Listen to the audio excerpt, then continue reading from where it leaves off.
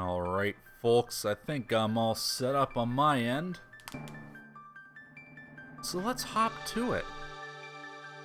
Today, you might already know because I tweeted it ahead of time, but we are going to be looking at, give me 1 second.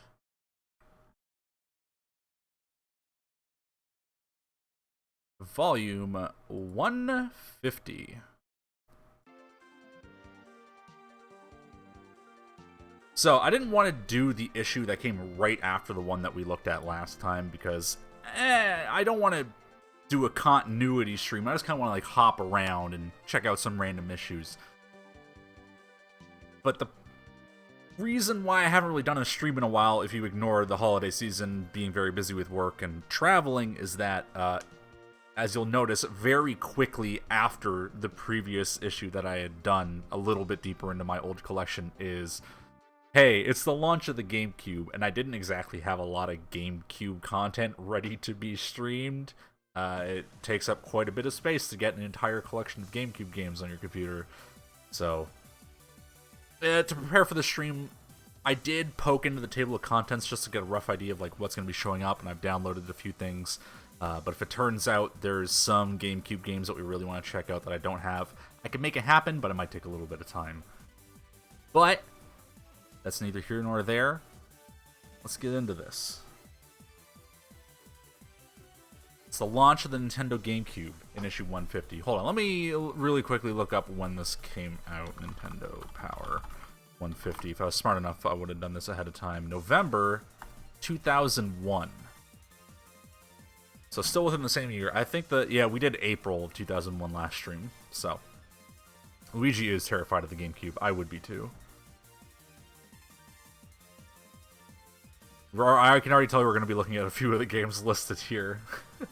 It's like, pretty strong launch lineup with Luigi's Mansion and Pikmin. While I don't personally care for those games that much, I mean, they're very popular. I do want to check out Star Wars Rogue Squadron at some point, because I had the N64 game, but I never played this. And again, we open up with an ad for, hey, you should subscribe for more Nintendo Power. Hey, if you subscribe to Nintendo Power, you could get strategy guides. Let me see. Subscribe now, get your choice of Nintendo Player Guide free. Hell yeah.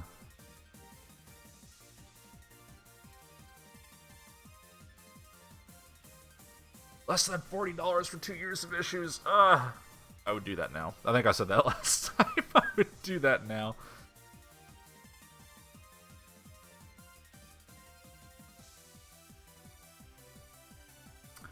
Got an ad for Super Monkey Ball. Super Monkey Ball is great. I've actually never really played it that much. Like, I played it a little bit here and there. I appreciate it a lot. I love speedruns for the Super Monkey Ball games. That being said, once you've seen one Monkey Ball speedrun, you've kind of seen them all, so it gets a bit tiring to see them over and over. At GDQ and whatnot.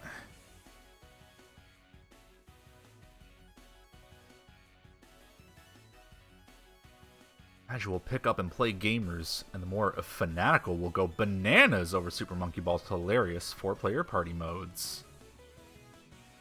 Polish your simian skills. Super Monkey Ball brings out the party animal in all of us. Let's roll. My cursor showing up on stream? Hold on a sec. Yeah, it should be. Yeah, it seems to be. So, table of contents. Here's what we're going to be looking at today.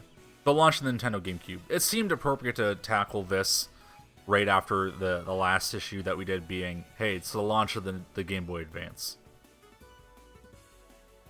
Got some Luigi's Mansion. Let's zoom in a little bit here. Step into Luigi's Mansion, prepare to be petrified.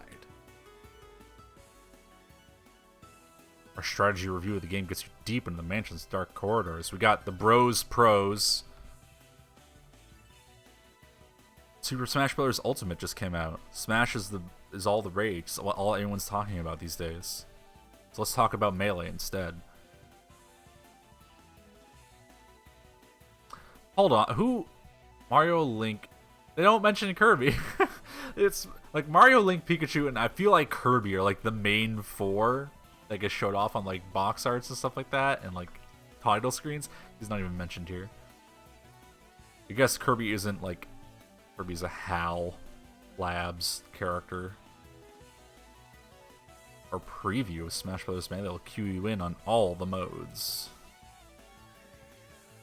Golden Fun! Oh man, we gotta look at some Golden Sun, folks. I love Golden Sun. Talk about that when we get there. Connect with the Jin and harness the power of synergy. Pyramid Secrets. I actually just replayed Wario Land 4 very recently. I don't think that game has aged incredibly well, but I mean that's something we can talk about as we get there. Let's see. Luigi's Mansion, definitely going to be looking at that. Star Wars Rogue Squadron, I want to look at that because, like I said, I had the N64 game of Rogue Squadron, so I'm just turning up the music a little bit. I had Rogue Squadron on the N64, and I played it quite a bit, so I would like to check out the GameCube version because I never did. Super Monkey Ball, probably don't need to take a look at it. It's a known quantity. Madden, I'm not a sports guy. I'll dabble a little baseball here and there, but football I don't know anything about. Razor Freestyle Scooter. We played a scooter game yesterday. Or not yes. Oh my god. Yesterday. Last stream. So maybe we'll check out this one. Wave Race. I want to look at it. I feel like Wave Race is the kind of game that, like, on launch, everyone's like, oh yeah, look at the water. It's real good. This game has good graphics. I'm curious how well that holds up. Doom. I did have to peek to see if this was, like, a GameCube version that I needed to download. This is the Game Boy Advance Doom, which we'll definitely look at. Because I fucking love Game Boy Advance. Golden Sun Wario Land 4. Celebrating the 150th Nintendo Power issue. I mean, we're celebrating it now. But we'll celebrate it in the magazine too. Melee, love it. Harry Potter, who doesn't love Harry Potter? Maybe, if we look real close, we can find hints in this Harry Potter that wizards have shit themselves all along.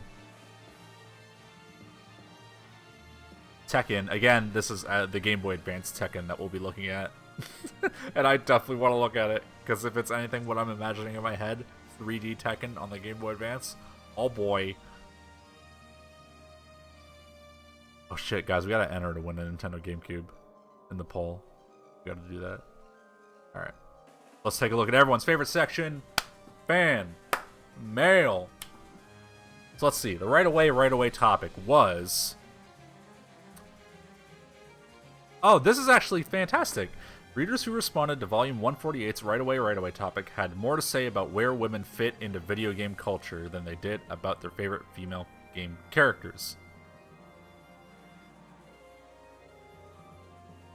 Okay, hold on. I need to, like, parse that. That's a weird sentence. Had more to say about where women fit into video game culture than they did about their favorite... Okay, so... This is going to be a mix of their favorite female video game characters and women playing games, which I am sure has aged very well from this issue from 2001. So let's put on our rubber gloves and dig into this shit. I think my favorite female hero is Samus Aran. Agree... who boldly saves the galaxies from the dreaded Mother Brain. She is a righteous babe and a tough cookie, all in one. You go, Grant. Cheese Master says peach, peach, peach, peach, peach, peach, peach, peach, peach, peach, peach. And she's alright. I'm not hot and wild about Peach. She's fine. I would say the favorite... Sometimes I have difficulty reading. I would say that the female hero from Pokemon Crystal is my favorite. She has a name. It's Crystal. You could just say it's Crystal. My favorite female character, that would be Joanna Dark. She rocks. That British accent can't be beat, and she takes no nonsense from evil aliens. Perfect Dark is great. I think I like Perfect Dark a little bit more than GoldenEye. It's a great game. Tiny Kong is by far the most coolerific video game girl. You know, she can shrink in size to suit her mood. She can fight, she's fast, and she can actually wear overalls and still look cute. I mean, that's important. I mean, if you want to be... It's good to be a tough video game character, but it's also good to be a cute video game character. Having a mix of both is where you really want to aim for. As soon as I read last issues right away, the first thing that came to my mind was simply Kazooie. Oh, I accidentally did the thing where I zoomed in. She's a pretty tough female if there ever was one. She's got quite an attitude and plenty of self-confidence.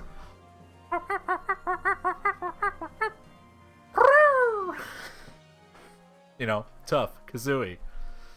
Definitely the fiercest feathery female Nintendo has ever seen. I mean, it'd be, Samus was raised by birds, so, I mean, there's an argument to be made that she's pretty feathery. My favorite female hero is me! You go, Kim!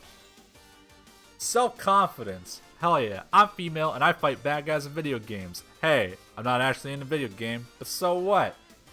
Fuck yeah. Kim's got attitude. I like that. Joanna Dark and Samus Aran are cool female characters. Oh, no, Anonymous, bad. It's natural there aren't many games with female heroes. It will continue to be that way. Girl gamers should just live with it. Anonymous, boo. Bad male. We'll get to load of the month in a little bit. Okay. I think it's okay there aren't as many accessible female characters in video games. We girls are versatile in the same way that we can wear a dress or pants. We can look great either way. We can also play as male or female characters and not feel silly. A boy, however, cannot play as a girl without getting picked on by his pals. Sure, he can tolerate Samus Aran, but you can hardly tell she's female underway under all that armor. But I can't picture a boy willingly choosing to play as dressed up Peach or Daisy. Bad male. Oh, man. I don't know. I guess there's an argument to be made for, like, back in the day. But... Oh. Cat Dragon 16, we've grown up so much. It's cool to do whatever you want. Here we go. Alright. Hold on, we got an email. Next email from Anonymous. I agree with Curia Hoffman. What's with all those boy heroes? We girls like to play video games just as much as the boys. I'd sure play more video games if there were more girl heroes. That one's alright. Also look at the header. Yeah, it's SpongeBob. There's been a lot of SpongeBob video games, you know. Players are very excited to get their SpongeBob on. Of course, girls get the short edge. Sorry, I'm like trying to pre-read this to see how bad this mail is going to get. It seems it's going to be okay. Of course, girls get the short end of the gaming stick. There are a ton of games where a guy rescues a princess or maiden or whatnot. But why not a game where a girl rescues the prince? Or, hold on, little aside here. Why not rescue a princess too? Follow your heart. Perfect Dark is certainly a tribute to female gamers. I wish there would be more games that gave equal treatment to both genders, like Resident Evil 2. 2 different people, 2 different genders, 2 different stories. Resident Evil 2 sets the standard for equal opportunity gaming. I can't make an argument for that because I'm not actually sure. Like, were there many games that came before this where you could choose male or female character and have like a different story, a different character? Like, you can make an argument for Pokemon, are you a boy or a girl, but like that's the same story, right? I don't know, I can't immediately think of any games off the top of my head where it's like a different story depending on which character you pick. I know that girls are capable of anything. Video games should reflect that, but for some reason, game developers don't want to put girls as main characters in games. It seems that all our aspiring female characters are hitting the virtual glass ceiling. I would like to add that the reason that I subscribed to Nintendo Power in the first place is that it was the only magazine I could find that had females who were on the Game Critics board. I thank Nintendo Power for considering diversity when hiring critics. Good job. So far, there's only been one bad email. I expected the ratio to be a lot worse.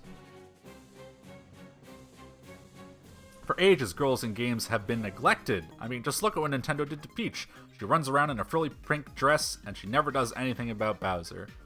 You'd think she could take care of herself by now. There should be a game where Peach and Daisy rescue Mario and Luigi. Of course, they would be wearing the classic blue jeans overalls instead of those ridiculous dresses. It's okay to rescue people while wearing a dress.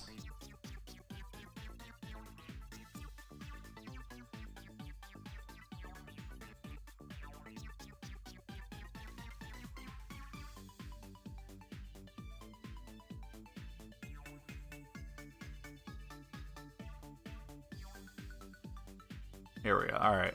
So I would have to say that female heroes in games definitely aren't as well represented as they should be. I think more games should have female lead characters, like Samus Aran, Joanna Dark, and Claire Redfield. While I may not be a girl, I can see the problem all too well, and believe game makers should try to incorporate many more female lead characters. I firmly believe that many companies are trying to make a difference in the gaming biz. I hope to see a difference soon. You go, Dark Vaporeon. Good mail. That being said, we've improved. We could still keep going. Here comes a bad mail. Whoa! Whoa, whoa, whoa, wait a second.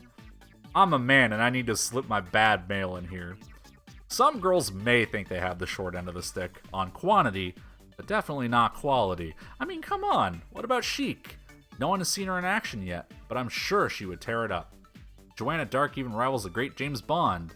And Samus is one of the most classic, coolest superheroes I know. Besides, you know any male video game characters that can roll into a ball? Sonic the Hedgehog. It's all about rolling in ball. That mail wasn't as bad as I was expecting going from the lead-in, but I mean, may think is a very presumptuous. Alright, let's check out this letter of the month. I was wondering how long you guys have been making the magazine. How many people work there? Why don't you guys have a TV show? I'd watch a Nintendo Power TV show. It's like a 30-minute weekly thing where they just talk about cool video games. The first issue of Nintendo Power fell into the sore thumbs of Nintendo fanatics in the summer of 1988, 13 years ago. Check the masthead in the contents section to see the names of all the people who work on Nintendo Power. Alan arresting wayward cheaters as the Code Cop, Jason and Drew in the now playing theater reviewing games, Jennifer interviewing Link about his new look, and George anchoring... How come the girl has the talking about fashion bit? You have this whole... So like in this entire spread here, there is about 2 emails that are kind of like, hey, girl gamers, okay, whatever. And then the letter of the month, they had the opportunity to kind of nail it home, surrounded by all these, like, women in games is great.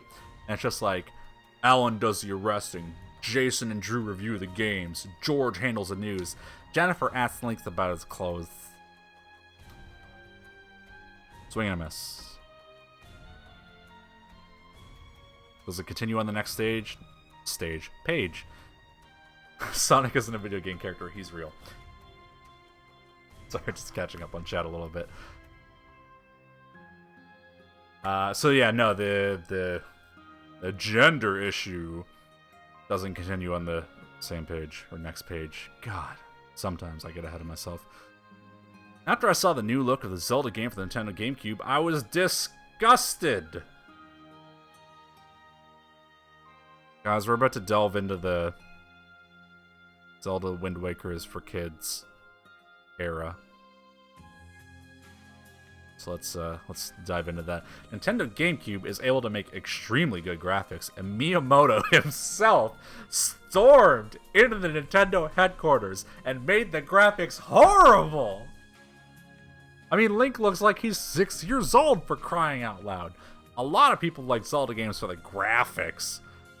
Not just the graphics, but how they're put together with gameplay and music. I am 16, and I am not gonna buy a game that looks, dare say it, kitty. All of my friends don't like the new look and said they won't buy it either. With the new graphics, it looks like the game won't have the same depth as it did in Ocarina of Time or Majora's Mask. Okay, well, I don't think Wind Waker is as in-depth as Majora's Mask. Wind Waker's a little rushed. I think the game is super fun. It's just not my favorite Zelda game. Boy, is that mail just like the all-encompassing epitome of like the discourse around that game, though. Oh man. Mr. Miyamoto has asked me to hold off on showing images from the game, so we will not show any screenshots of it. Wow, this response is so long. Many media outlets, especially those on the internet, choose to disregard his request and film the short preview at Space World. Then they broadcast a poor quality video to their viewers.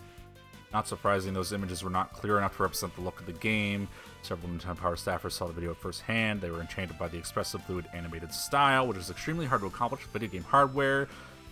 The style is different. And who needs to rebut this guy? Wind Waker's good. Grow up, you 16. Grow up, Jonah Prachinovic. Via the internet. God. In issue 147, you talk about the Nintendo GameCube. I notice when you write it out, you write Nintendo GameCube. But when you write the initials, you write it GCN. The N is on the wrong end. Why? GCN is the official Nintendo-approved way to abbreviate the new system's name. We like to keep things official around here. I feel like I used to know the answer to this, like the actual answer. I don't remember why. But that is a very poor explanation. Hey guys, is there a vegetarian in your games? Guys, is there a vegetarian in the Nintendo games? Maybe.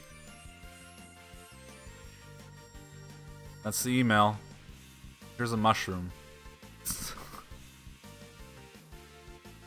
Hey, I was just wondering, what the heck is the purpose of the little red mushrooms I see at the end of most articles in Nintendo Power? It's a little icon that indicates the end of an article, which you may have figured out in your... Well, I mean, if he figured it out, he wouldn't have emailed in. Wait, was it an email? Yeah, it was an email.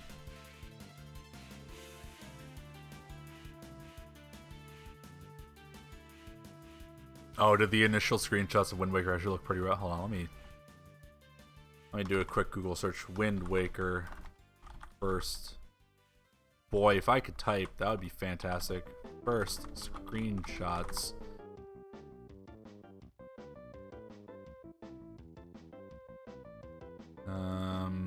Nah, I mean, I'm finding a lot of stuff for Wind Waker HD, so if anyone can, like, dredge up the particular images, I'd be interested in taking a look, but it's a little difficult to search for now, in a haste. How do I find my member number to get into the subscribers part of the website? Right above your name on the subscription label. Cool.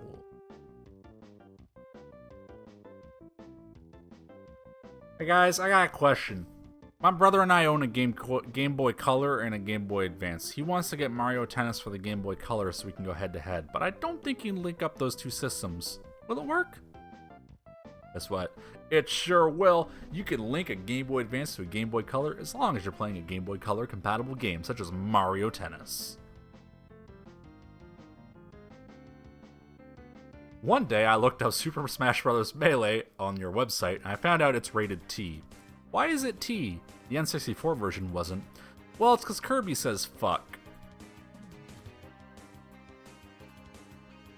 Sorry, just doing some windows. Alright, last email.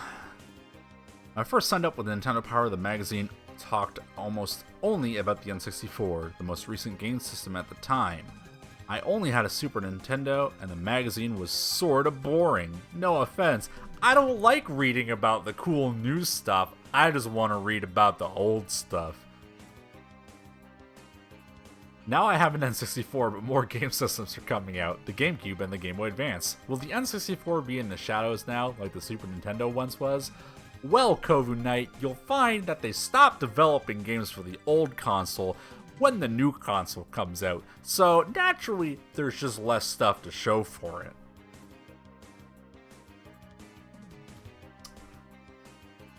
Oh boy, the right away. Hollywood heavyweights have been inspired by video games for years. Mario and Luigi have starred in a cartoon series and a big budget action film.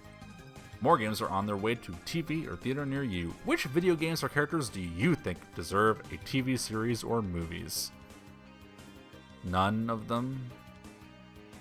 They're all bad. There hasn't been a good video game movie.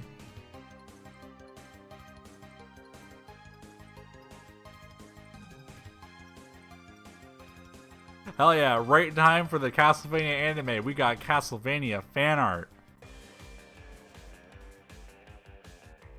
Now that the Twitter discourse is all about Rayman's dick, here's Rayman. Here's a really sad Kazooie for some reason.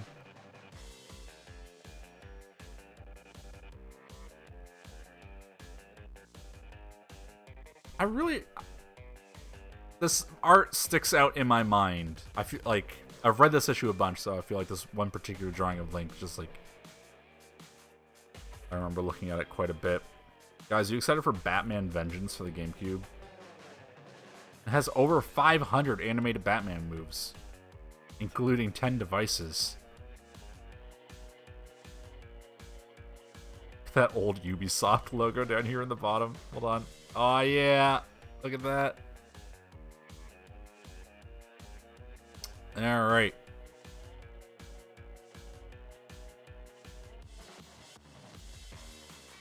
Let's find out what we can about the Nintendo game. Oh wait, this is the Cube Club. I actually have no idea what this is.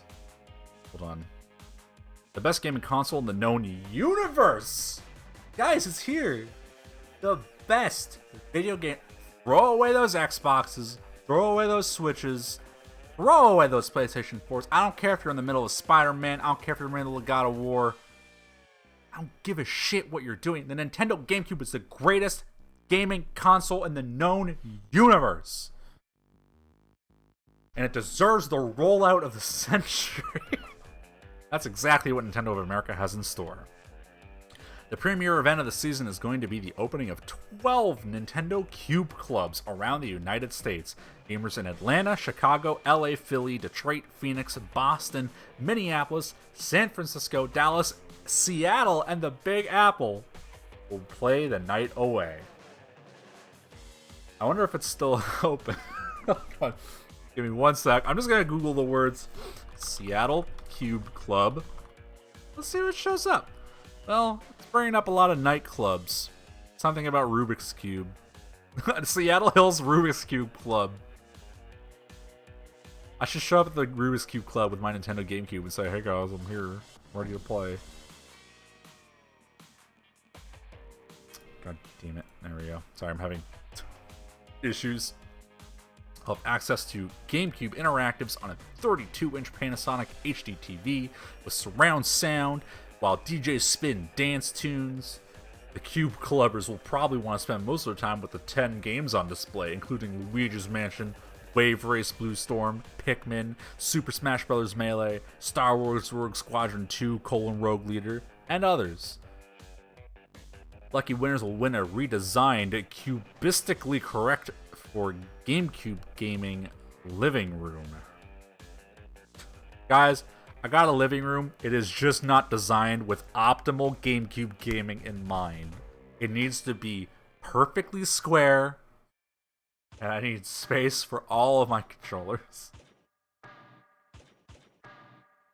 The Cube Clubs will get things rolling. There are many more events to look forward to. For instance, you might see a GameCube Human Interactive, a guy wearing a flat screen monitor and carrying a GameCube unit for you to test.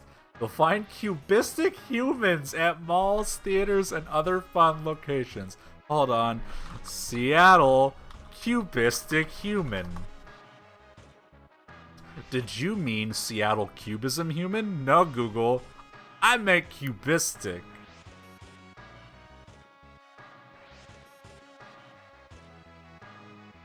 Let's see.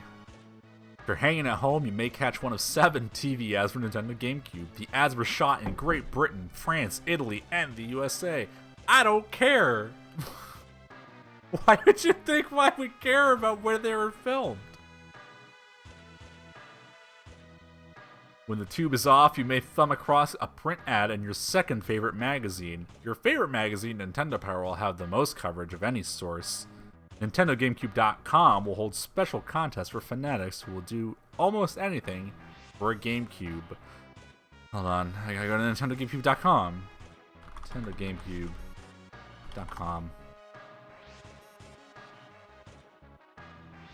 Well, it's not immediately redirecting to Nintendo, it's just spending a lot of time thinking about it, so I'll get back to that.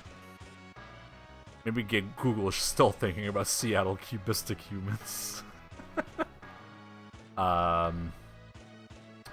What would you do for a Nintendo GameCube contest where we're the craziest stunts, such as people shaving their heads or chowing? Don't encourage people to eat more. Oh, okay. You know what? NintendoGameCube.com redirected to Nintendo.com. That's disappointing. Oh, hold on. We have a link in chat for possibly the really old Wind Waker screenshots. I'm going to take 1 second. I'm going to throw this up here. The old Space World. Oh no, the Space World 2001 Zelda. Oh, hold on. I clicked on the page and it didn't like that. Zelda hate page.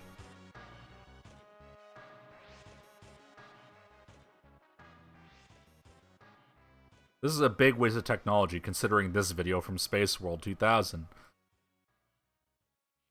Does this photo get any higher resolution? No, not really. I don't know. These are fine. Not as vivid as it will eventually grow to become, but I'm not about to sit here and read a page about a guy who's really mad about Wind Waker in 2001. But thank you for the link so I can see the images for myself.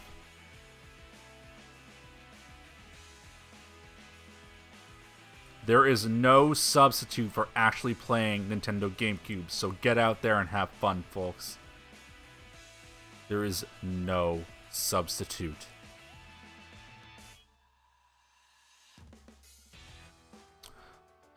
Pikmin on parade. Pikmin aren't ants, and they're not really plants. That's all I know about Pikmin. I personally don't really care for Pikmin that much. I realize it's like super popular, but something about it just never clicked with me.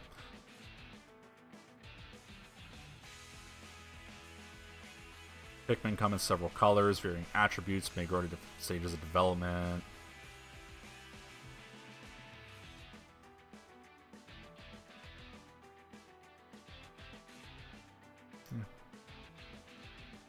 Pikmin just never did it for me.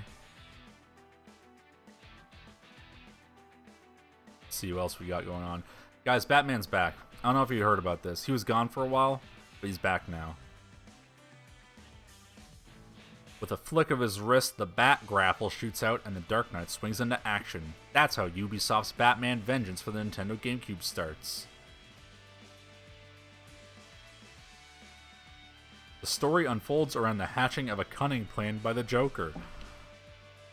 Cool.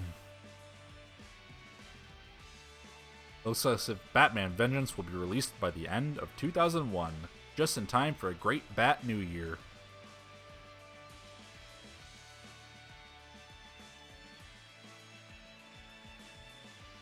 I feel sorry for the guy who painted himself blue for a Nintendo GameCube. Hell yeah, you guys like hockey? Few people would say hockey is a beautiful sport. What the fuck? Dog? Hey guys. Hey. Hockey's great. If you're just trying to like take it down a peg because you think like, oh man, they fight a lot, that means it's not beautiful, it's not graceful. I don't watch a lot of hockey. It's a pretty intricate sport. Just gonna throw that out there. Just a weird snipe at hockey in your hockey ad. Why am I so upset about this? I don't care about hockey that much. It's because I'm Canadian. One look at Midway's NHL Hits 2002 from Nintendo GameCube will change all of that. The final version of Hits from Black Box Studios is truly a thing of beauty.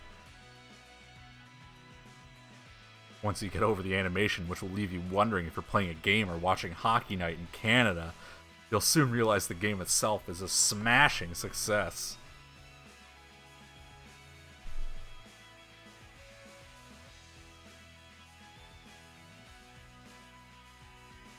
Up to 4 players can hit the ice if you have enough GameCube controllers. Guys, I need someone to come work in my living room. It is not GameCube optimized. I need more controllers.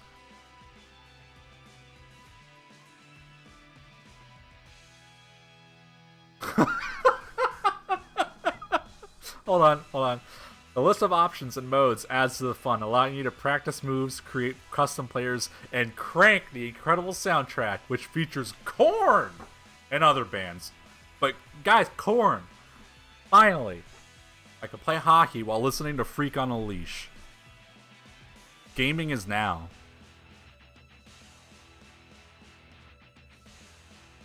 Tarzan. Yay, it's Tarzan. I don't know. I'm pretty sure Tarzan is a game where in like one of the later episodes, one of the later issues, there's gonna be like a spread just like, oh, here's how to beat the first few levels of Tarzan. For some reason, I just remember knowing stuff about Tarzan, the GameCube game.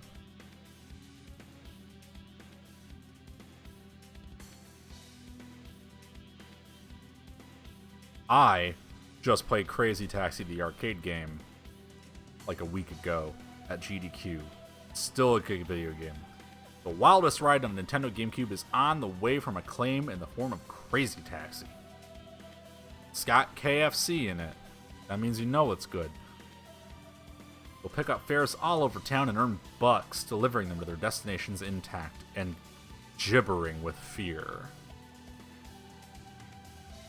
The point of the ride is to smash, crash, dash, and thrash, turning the cab ride into a roller coaster experience for the customer. So that's what they secretly want.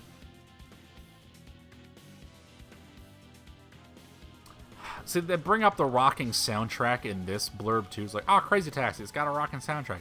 They don't mention it's by The Offspring. They don't say anyone else who's in it. But meanwhile, over in Midway's Hockey, it's like, hey guys, we got Korn. You know you want to buy this. I've been saying this for years. Jackie Chan is the man. Nope, that's not the thing I wanted. Hold on. I pressed the wrong button. Give me 1 sec. That's what I wanted. Jackie Chan is the man. Activision's latest Game Boy Advance title, Jackie Chan Adventures Legend of the Dark Hand, tells a tale of an unimposing archaeologist, Jackie Chan from Jackie Chan Adventures on Kids WB, who must find 8 ancient kung fu scrolls before the Dark Hand gang gets them. It's a beat 'em up. I mean, there's not really much you could say about a beat 'em up. I hear this game is weirdly okay. I don't know. More mutants. It's what I crave. More mutants. Alienators Evolution continues from Activision, DreamWorks, SKG, and Digital Eclipse. Hold on. Digital Eclipse is a company I know. Digital Eclipse. Why do I know them? It's one of those things that just sticks out in my head.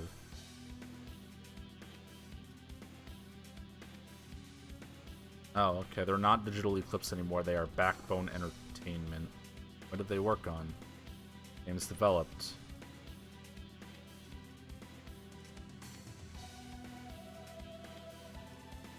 Stuff. Yeah. Yeah, just a bunch of stuff, you know. Rock Band 3 on the Wii. A lot of Disney stuff. Yeah, chat's saying a lot of Disney stuff.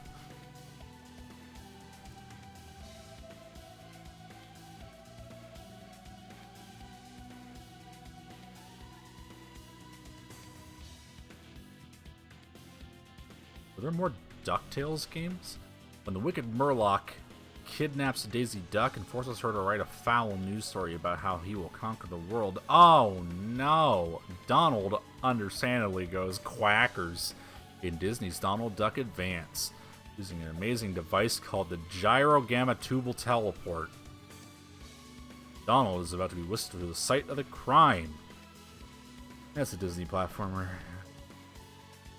You might even say, it's quacked up. You can't use quack puns twice. You can't do that. You can't, like, 5 sentences over here say, he goes quackers, and then just say that's all it's quacked up to be. Can't do that. Stop.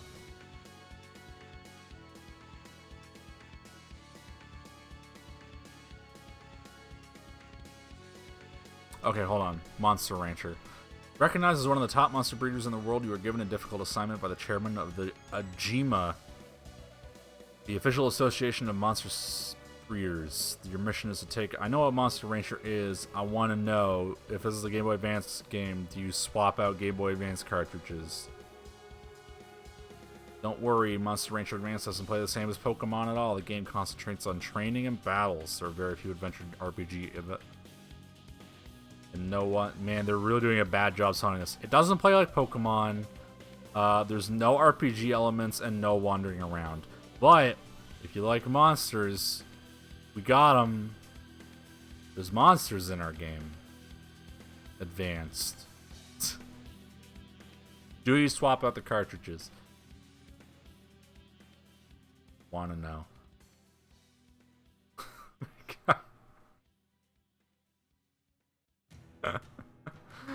Planet of the Apes for Game Boy Advance and Game Boy Color. Ubisoft's Game Boy Advance and Game Boy Color Planet of the Apes ask the age-old question of whether one man can destroy an entire nation of apes, even though he is armed with inferior weapons and moves with the grace of an arthritic hippo.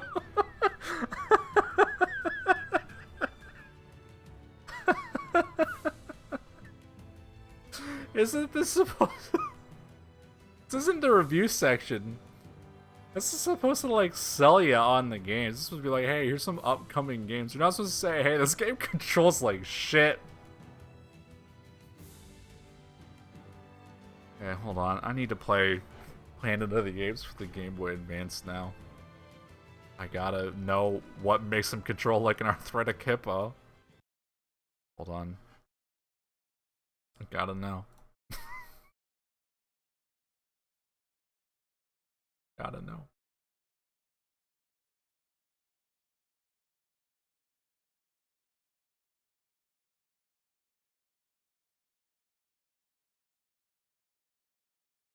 Planet of the Apes.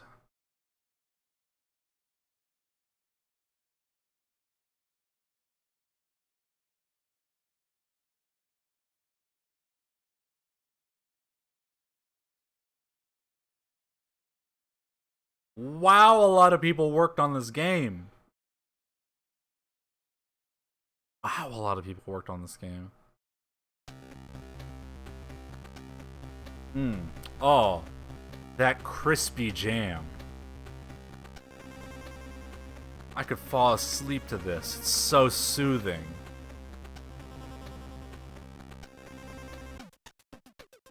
Oh, hold on. Attract mode. Oh, it's a Prince of Persia style game. Alright. Okay, hold on. Let's start it for real. No attract mode. Alright. What? Let's see what the robot does. Oh, it's the game credits. Okay, cool. I don't think we have time to sit here and watch all the... That's the sound. Can I make it louder? Nope, I can turn it off. Is this a password? Yes.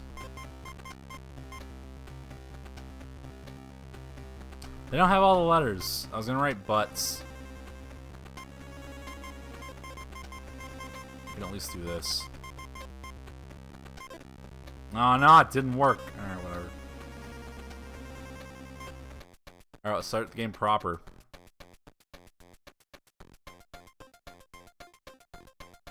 Oh, it scrolls one line at a time. I'm not interested in the deep lore of Planet of the Apes. I just need to feel the controls. Ugh. Oh, this guy controls like an arthritic hippo.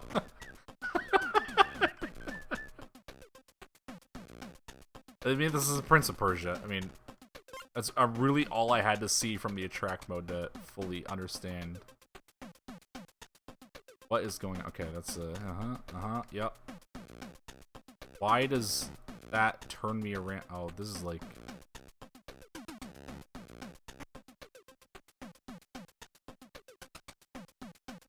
Yeah, my controls are a little messed up, it seems. Yep.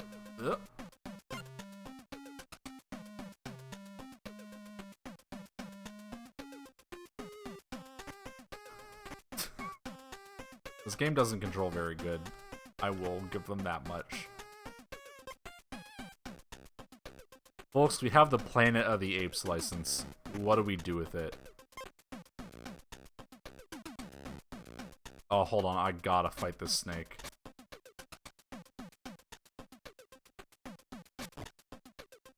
Snake fought. We did it. We did it okay. Yeah, it's just a quit button. Alright. Give me 1 sec. I'm gonna turn on the heat a little bit and then we'll move on. Because I think I've seen enough Planet of the Apes.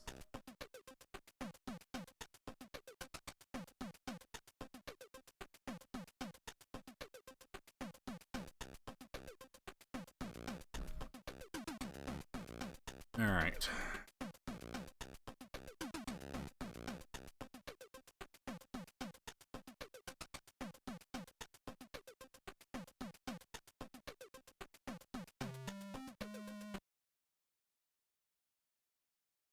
Getting everything set back up the way it was. Alright.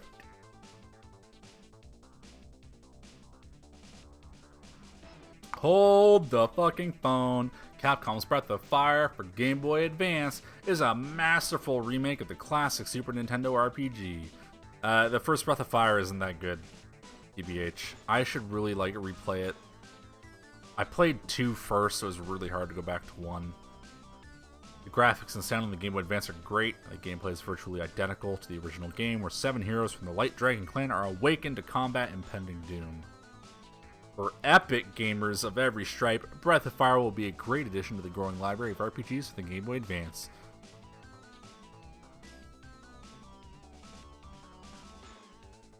Breath of Fire 2 is a fantastic game. 1,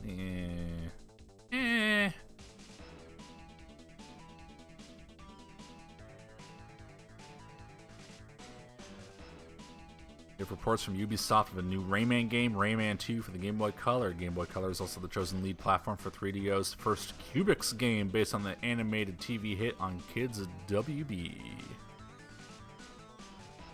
On the Game Boy Advance front, Titus is finishing up Virtual Kasparov, the first chess simulation for the Game Boy Advance.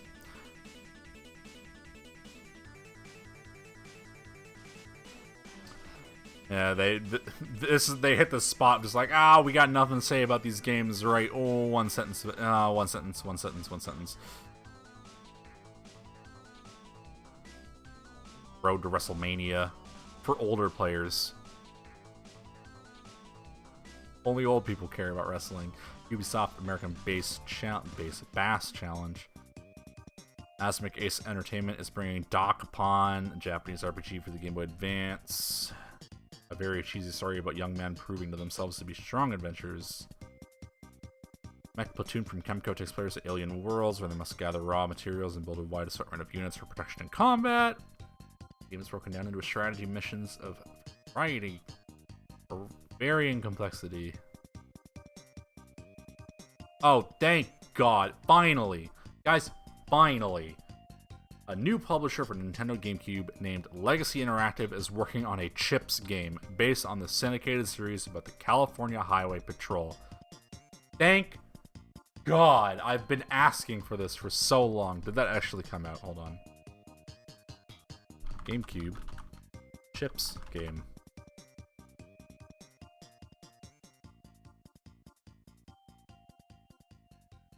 Legacy Interactive.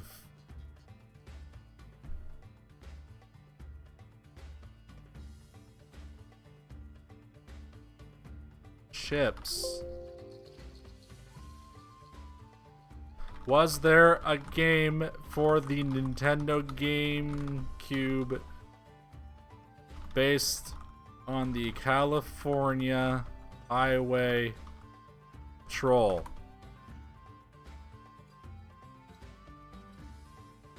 Guys, I don't think this game came out. I can't find anything about chips for the Nintendo GameCube. Nintendo GameCube. Quote, capital C, capital I, lowercase I, capital P, S. No, This game doesn't exist, which is unfortunate. Because I cannot find anything about this. Anyway, what games are coming out?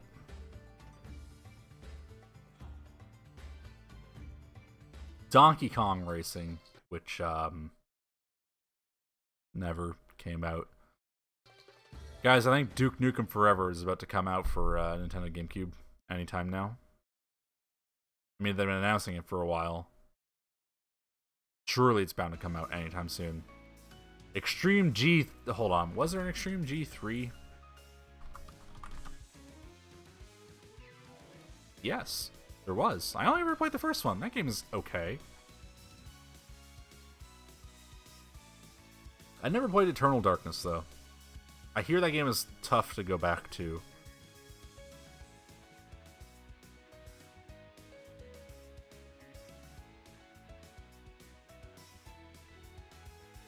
Oh, thank God Star Fox Adventures is coming out anytime soon. Oh, excuse me.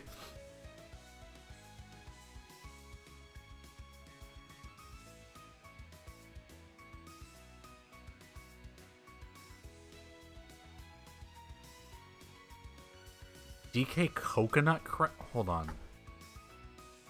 DK Coconut. Not gun. Crackers. That is a...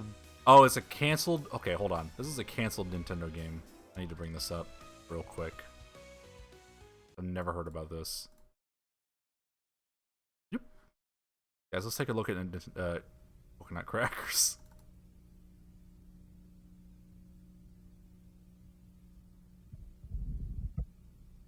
Oh, it's Wettress. It's literally Wettress. I've never played Wettress, but this looks a hell of a lot like Wettress. What does this have to do with coconuts? Or crackers? Or Donkey Kong?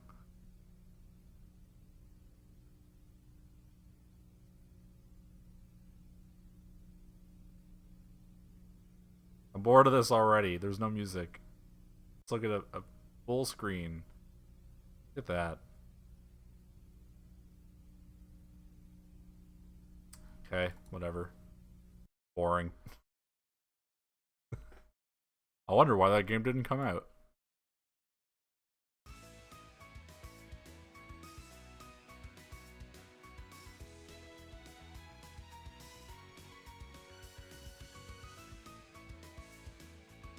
Man, did they bring Phalanx? Is Phalanx the game I'm thinking of with the guy...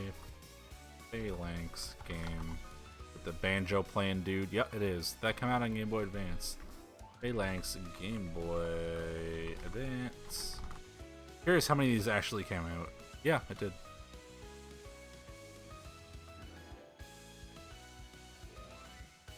Man, I had a moment where I saw Tekken Advance and I thought it said Taken Advance. It's like, alright boys, Taken starring Liam Neeson now on the Game Boy Advance.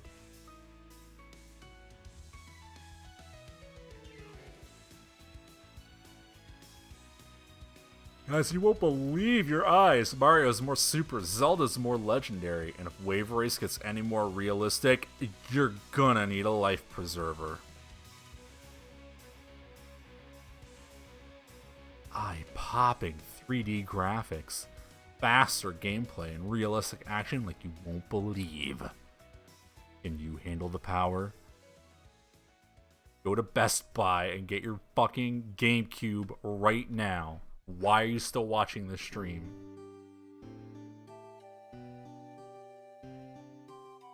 Okay, this is a hell of a lot easier to read than the last scan we looked at, even though it's still white text on a blue background. What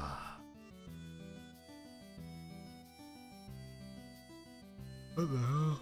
Oh, excuse me. Sorry, I've been talking for what feels like so long. Right? Oh my god, it's been an hour and we're only... How many pages in are we? Sec, I can't really tell. Oh my god, we're only on page 15. this might be a two-part stream, who fucking knows? Alright, let's see. The offices of Martini Design are the development headquarters for Pikmin.com. This is just going to be about the Pikmin website, which I've already established is not really my thing. Fine. Let's see. Wave Race Blue Storm website will go online in early November.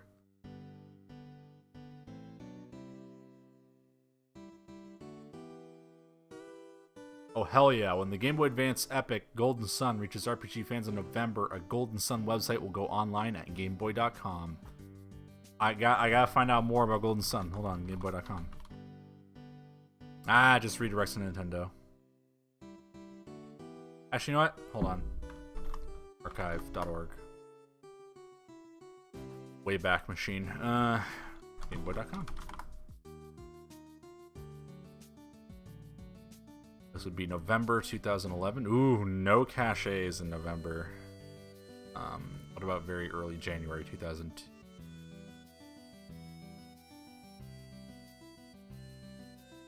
Throw this up just to show what I'm looking at. Let's see. Well, here's GameBoy.com in November 2001. Well, January 2002.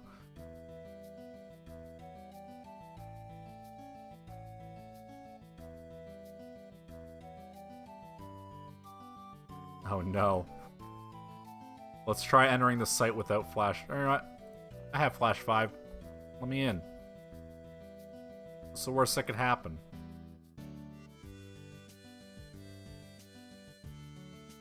Nothing. Literally nothing. That's unfortunate. Well, that's as far as we're getting in GameBoy.com. When you go to GameBoy.com/Wario, you'll be transported to Greedville, a place where prize-hungry Wario feels right at home. Yeah, we'll talk about Wario Land 4 a bit later. This is all just their websites. This is the kind of page that I would love to get excited for, but like, it's hard to because they're archived so poorly. It's like I can't like go back in time and look at these websites. If I try to use the archive machine, like all the websites are broken because they're just not supported anymore. Which is unfortunate because I would love to see some old ass websites for video games. Alright, folks. Luigi's Mansion is something that I do actually want to we'll take a quick look at it, and then I actually do want to try the game because Luigi's Mansion is something I played not even to completion. Like, I played literally once for like 10 or 15 minutes way back when it came out and wrote it off as, I don't really care about it. And ever since then, I just say, I don't care about Luigi's Mansion. I would like to actually give it a little bit of an honest shot. As long as the intro isn't super long.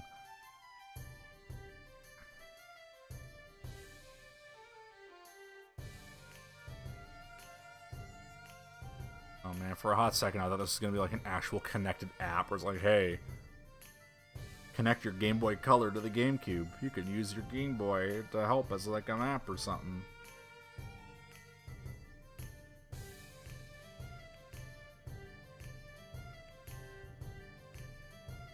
Find Mario, everyone. Oh, excuse me.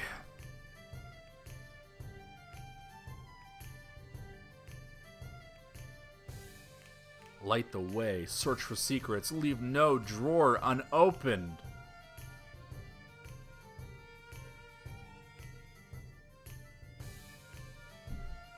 Alright, you know what? Yeah, let's try launching right into Luigi's Mansion and see how this goes. So, give me a minute. Get situated.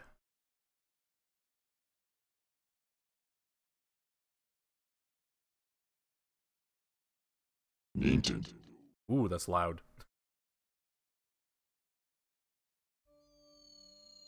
I know it's not on screen yet. Just give me a moment.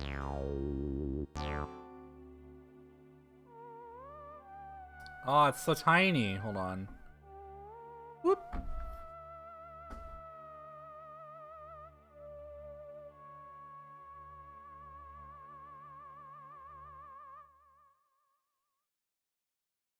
All right.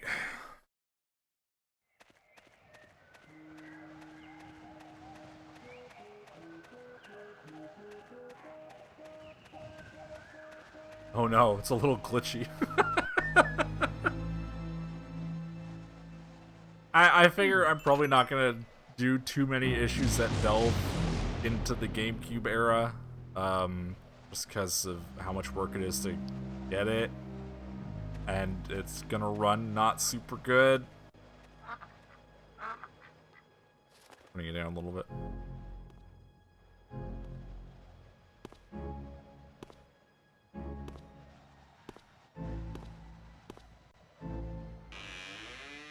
Hello?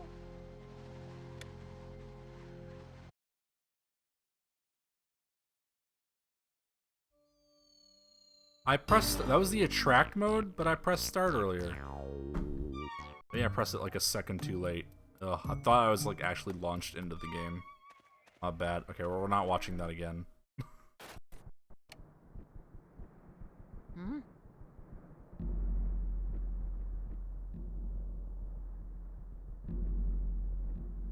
Now.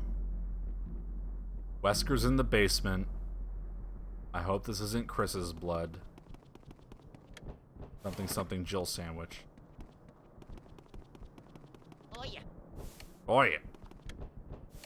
Yeah.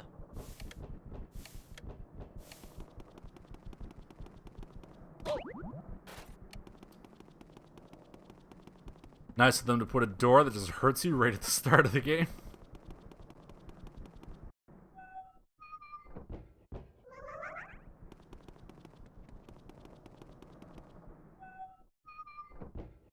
He's got like the Resident Evil door cutscenes and everything.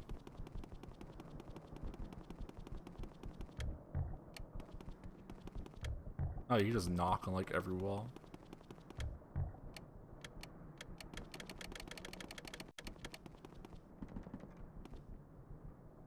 I thought this game had a dedicated yell for Mario button. I can't find it.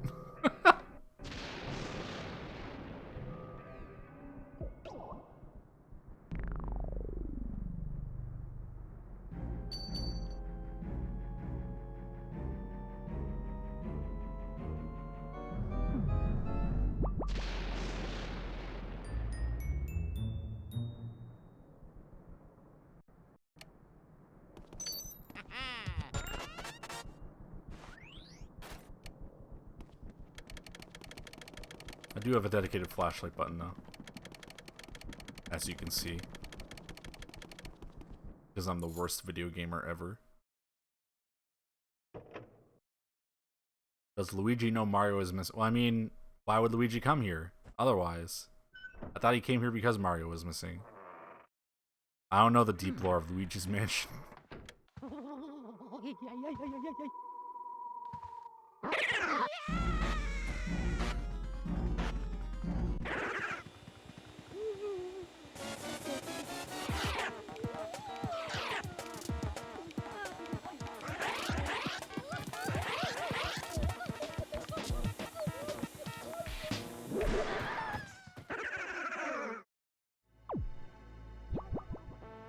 That's some funky jams. I can get behind this. I'm not really interested in listening to Dr. Egad talk forever, but also I can't skip this, it seems. So that's cool.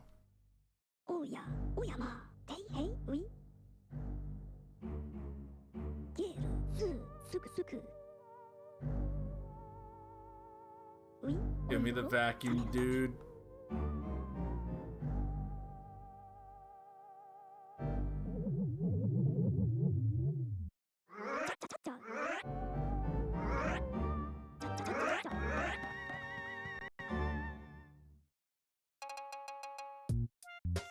Oh, hell yeah. Here we go. Uh-huh.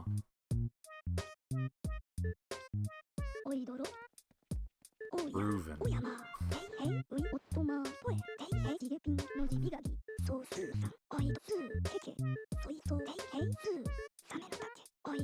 The only like real versions I've heard of this song are in Smash, where it's like much more like eerie and like actual like an orchestra playing it and stuff like that. Alright, let's see. Shootout. L. Seconds of the vacuum. Luigi. Close enough. Alright, yeah.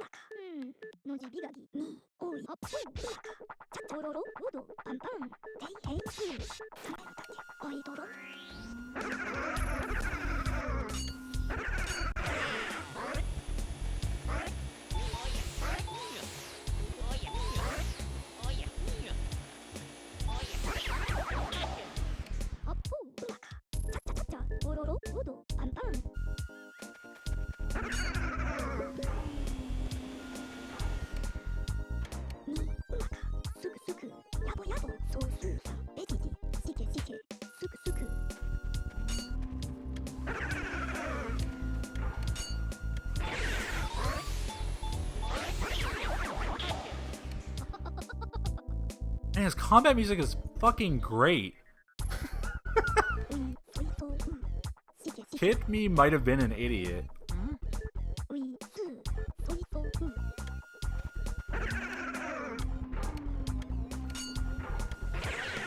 That being said, the perspective on some of this camera is a little bit wonky.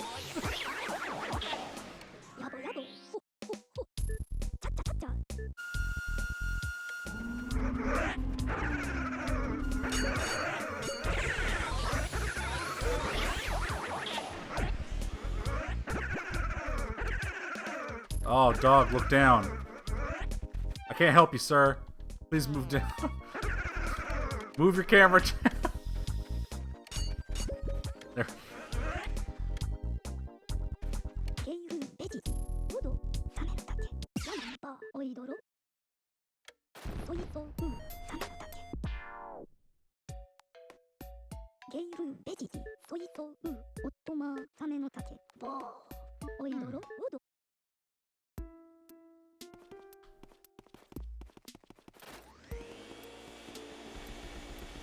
Oh, I see. That's how you... There we go. There you... Okay. Cool. Well...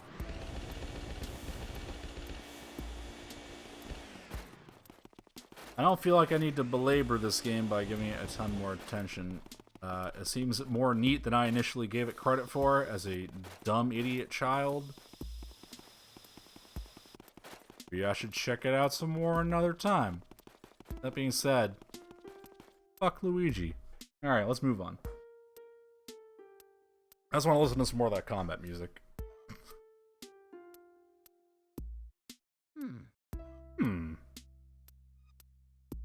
no. Alright. Yes. Yo, let's get this going again.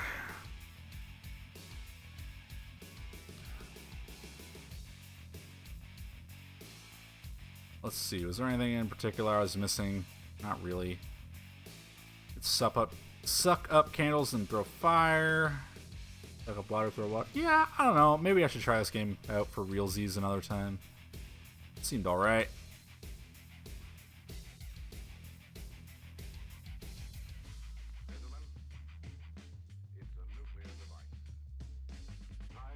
Oh no, I don't want to spoil myself on where to go. The map's gonna give everything away.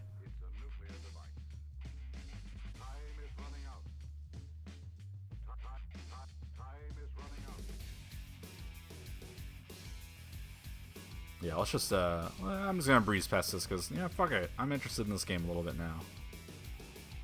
Yeah, this is just telling you where all the ghosts are.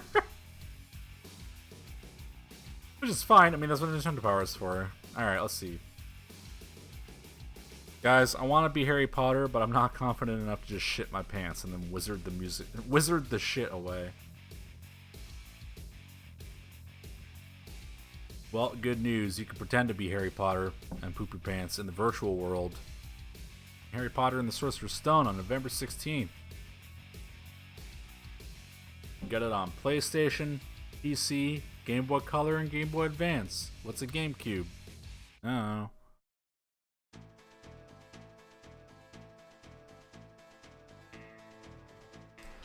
So, I believe this is like the celebration of just like, hey, This is issue 150. It's pretty tight. Let's talk about it a little bit. So, this month we celebrate our 150th issue, and we're still going strong. In the late 1980s, the skyrocketing popularity of the NES and games such as Super Mario Bros., The Legend of Zelda, and Metroid brought millions of members to the Nintendo Fun Club. Every member of the club received the Nintendo Fun Club News, a newsletter that offered strategies and information about NES games, introducing players to the Minus world of Super Mario Bros. That was just the beginning. In 1988, Nintendo Power, 100-page plus full-fledged bi-monthly magazine. Okay, here's the thing I have about bi-monthly. Do they mean twice a month, or do they mean once every other month? Because I think it's accepted as either, because people can't agree on anything. The name of the magazine played off Nintendo's slogan, "Now you're playing with power." After receiving the first issue as members of the club, more than 1 million readers signed up to become Nintendo Power subscribers. The first issue introduced players to huge strategy reviews and regular columns. It also marked the debut of Howard and Nestor, a comic that followed the adventures of Fun Club president Howard Phillips and fictional fan Nestor, a know-it-all gamer. Feature graced the pages of Nintendo Power for more than 5 years. We have continued to publish the magazine monthly, along with a collection of official Nintendo Power guides and Nintendo Power Advance, which we may look into. I never really read any of the Nintendo Power Advance magazines as a kid because I didn't even know they existed, but I know they exist now, and I have copies of several of them, so look into that sometime.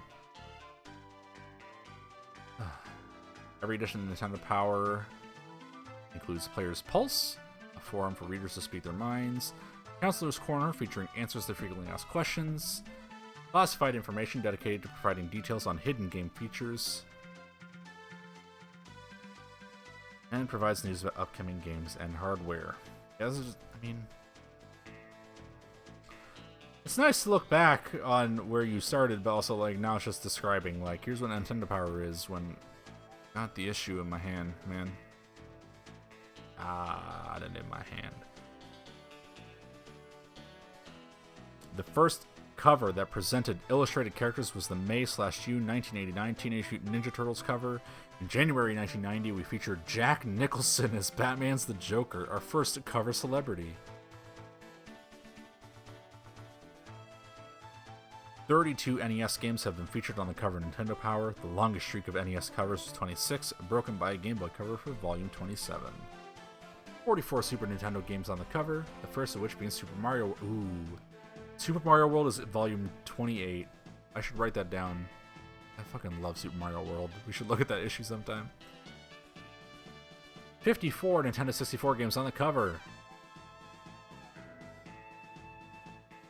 Ken Griffey Jr. appeared on the cover of Nintendo Power 3 times.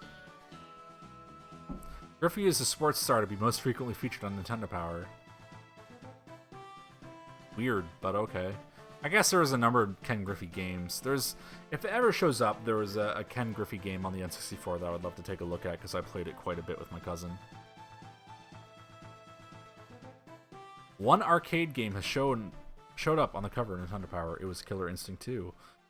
Mario has appeared on the cover 17 times.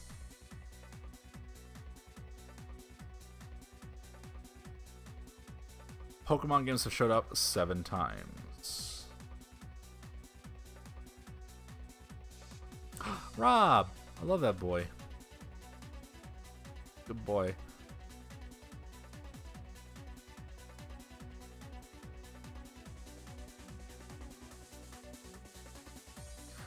The end of the year has been cause for Nintendo Power to look back at the past year's games and reward those that represent outstanding achievements for the first few years of Nintendo Power, nominated by the staff, voted on by the readers. We referred to the prizes as Nestors, a nod to the Motion Picture Academy's Oscars. So, these were their Game of the Year for every year up until now. Zelda 2, interesting choice, but I mean, the Zelda game. Zelda 2, Teenage Mutant Ninja, oh, bad choice. Super Mario Bros. 3, hell yeah. Super Mario World, hell yeah. Street Fighter 2, hell yeah. Mortal Kombat, sure. Kids were getting edgy around that time, I guess. Donkey Kong Country, hell yeah. Chrono Trigger, hell yeah. Mario 64, GoldenEye, Ocarina of Time, hell yeah, hell yeah, hell yeah. Donkey Kong 64, sure, I believe it. Majora's Mask, I'm honestly a little surprised. I hell yeah that game. Most people don't. At least not back in the day. I loved these Magic ads in the Nintendo Power issues. Pretty sure the ads are what got me into playing Magic. Because, I mean, where else would I hear about this, really? Only Magic the Gathering creatures can deliver a beatdown and look good doing it. Killer art, unlimited action. Oh, weird. There's a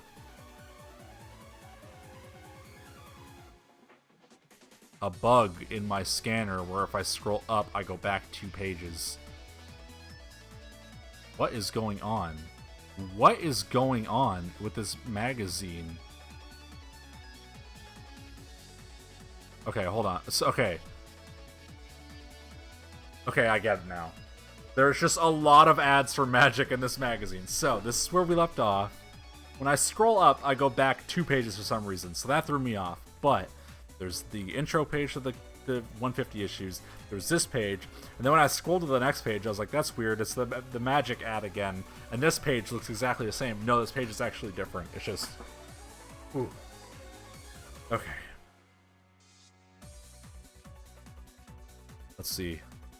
The Pokemon, pronounced Pokemon, short for pocket monsters phenomenon in Japan, must be seen to believe.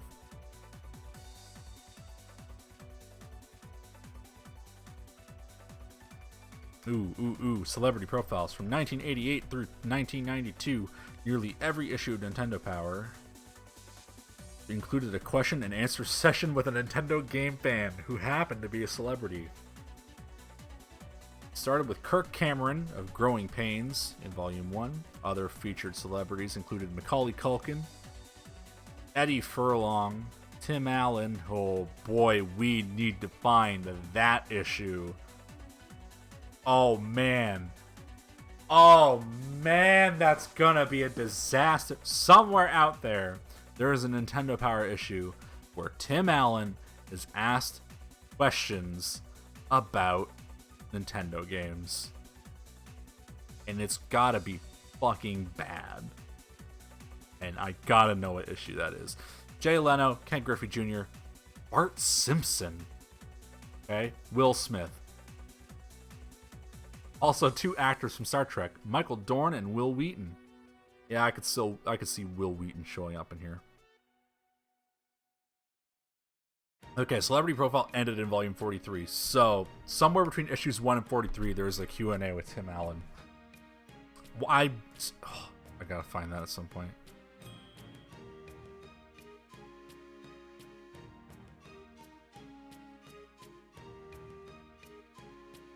This is I don't know. I like this ad for Magic where it's like, hey, like, we established, here's, oh my god, sorry, I looked. Like, oh, here's a bunch of creatures, and then, whoop, then they put the card frames around it. I don't know, I think that's a neat touch. I like it.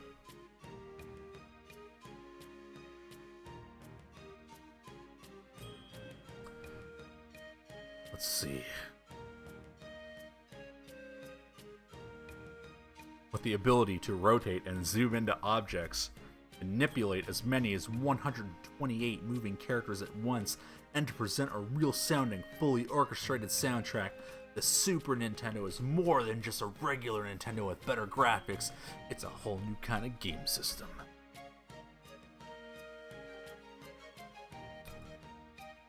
Celebrate Nintendo Power's 150th issue and the November 18th launch of the Nintendo GameCube. This issue's Players Poll contest will reward 50 lucky winners with a Nintendo GameCube system.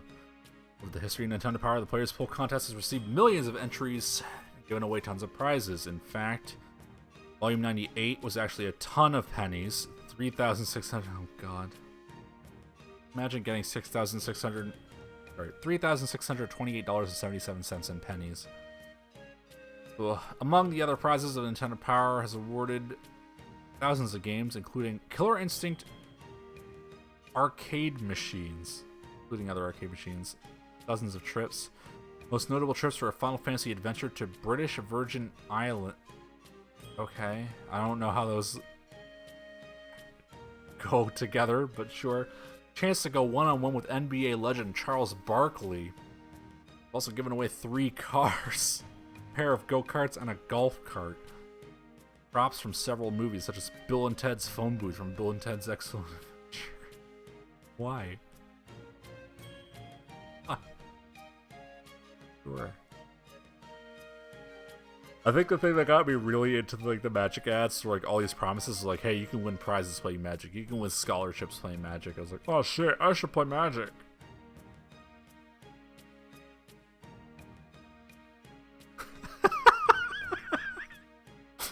Hey guys, you've heard about the light at the end of the tunnel? The debut of the Nintendo 64 Japan appeared more like a supernova exploding in your face.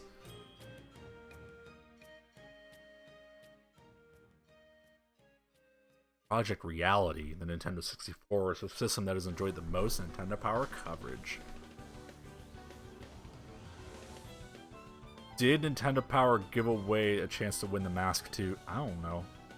Get to be in the Mask 2? I have no idea. That would have been before my time. Maybe we'll see it sometime.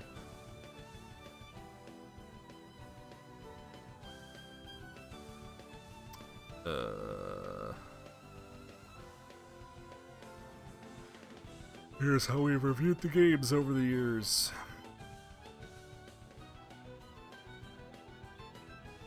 A new era in Nintendo Power.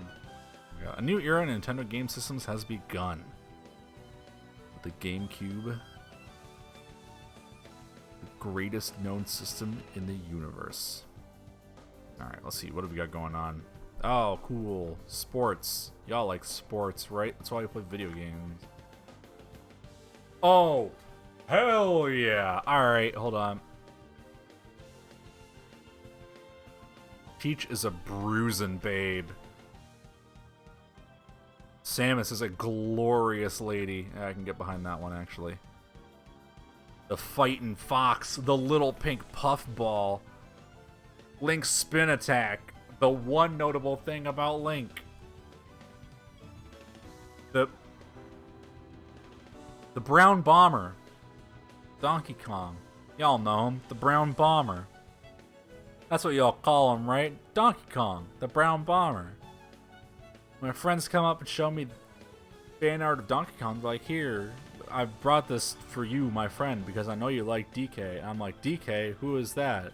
Perhaps you're talking about the brown bomber.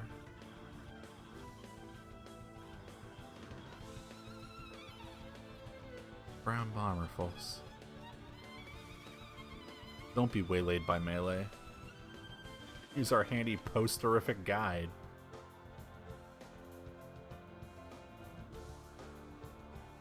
And what did I say about the other characters? Raging Bully Bowser. Yeah, that one. That one's alright. Ice Climbers are a 2-for-1 deal. Pikachu's cherubic cheeks. Aw, how cute. The Raging Racer returns. Captain Falcon. Earthbound's pluckiest. The Lean Green Fighting Machine. Where's... Hold on. Nope. Nope. I went back too many pages because I have that weird bug. So, I mean, this sure says a lot about some of the characters, but it doesn't say anything about, like... I don't know, Mario. I mean, I guess Mario is all over this page, so I didn't want to have him in too much. Weird.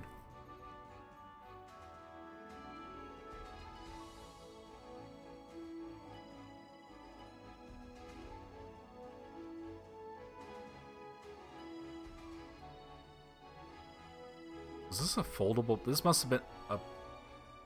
Oh... Hold on, I'm a little bit confused now, so if I go back here real quick. Nope, that's what I wanted. So, yeah, I think this is like... This is a big poster you could fold out. And then this thin-looking page here is the back half of it, or the back side of it. I don't know. This is a weird way to show a poster in a magazine scan. Oh, hell yeah. We gotta look at some cheats. Guys, we gotta look at some cheats. I just got done watching Jeff Grossman play through all of Tony Hawk's Pro Skater 2. I need to know some cheats. Tony Hawk's Pro Skater 2 is a great game, but there is no game that couldn't be improved with a few well-placed codes. Exactly the kind of tricks that code geeks crave. Some make the game easier, while others are just plain crazy. Let's see. I mean, do they have a big head mode? Doesn't say anything about a big head mode. I'm not satisfied unless a game has a big head mode. Special meter code, moon physics code. Once you have all the codes plugged in, earning amazingly high scores is easier than falling asleep in class. Whoa! Even the early courses become fresh again when you can jump to the ceiling and get a new perspective on them.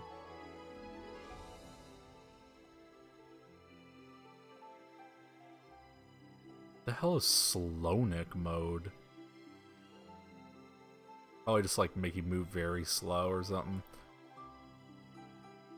Oh, hell yeah. Alright, guys, here is how to break Castlevania Circle of the Moon. Oh, man. So, that game came with a card system where it's like, hey, along the course of the game, you'll pick up a card. You combine any two cards and you get a cool new power.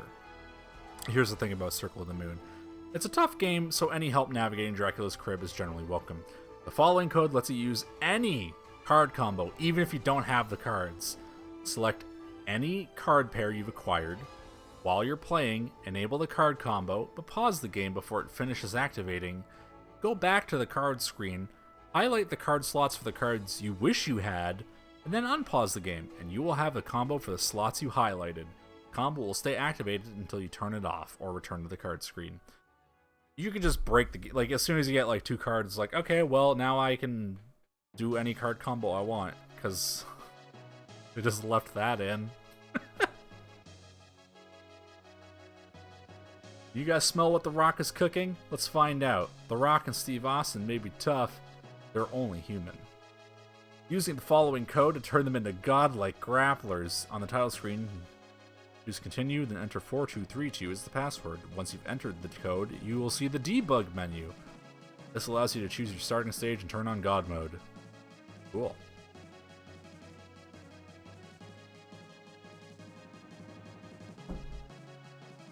Some codes for Powerpuff Girls.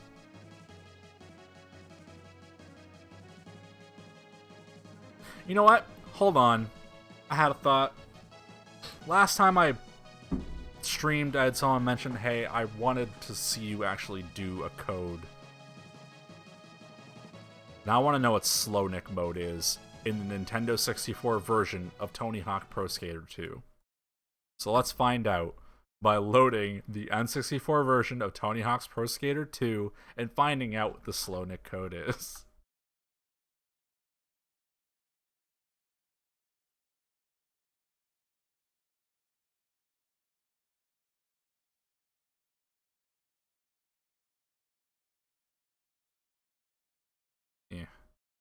Yeah.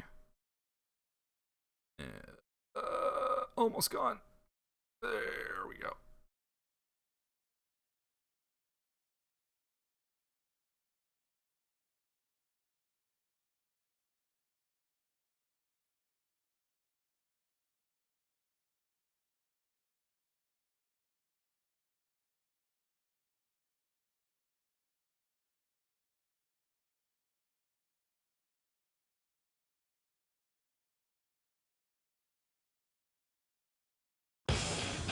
I was just about to say, boy, this game takes a while to start up.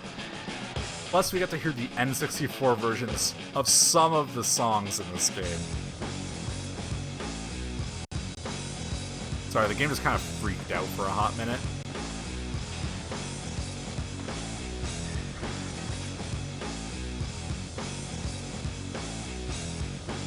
This is just... I don't know if it's the game that's pausing at the end of all of these.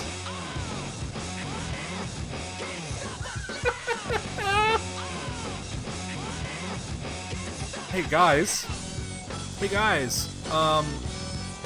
This version of Guerrilla Radio is a little fucked up.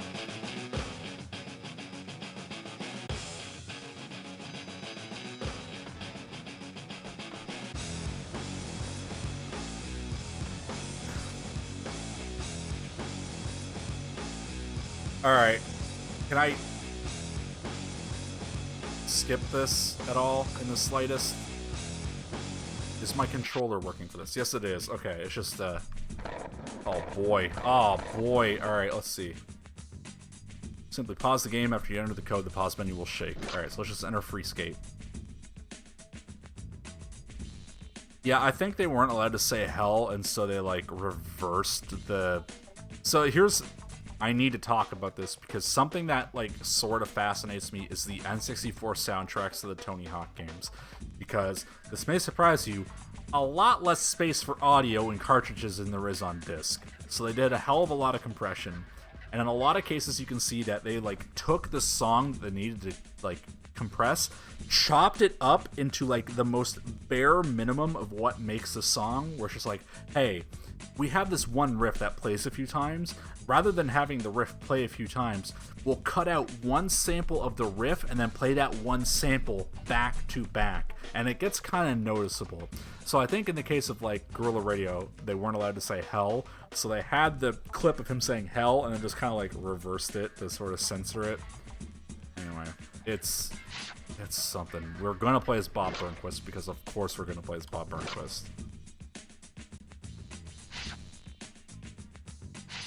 Okay, so I guess we're gonna play in the hangar. Sure, why not?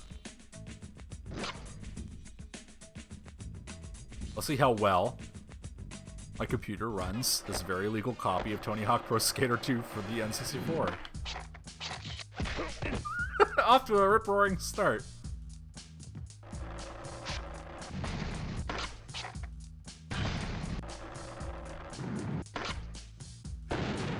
Trying to figure out where grab is.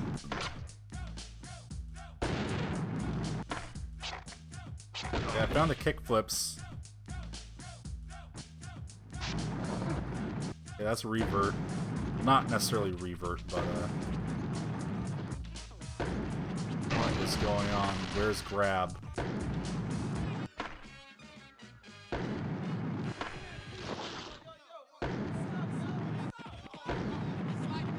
Like, I feel like I need to understand my controls if I'm going to be putting it in codes. Well, I guess not really.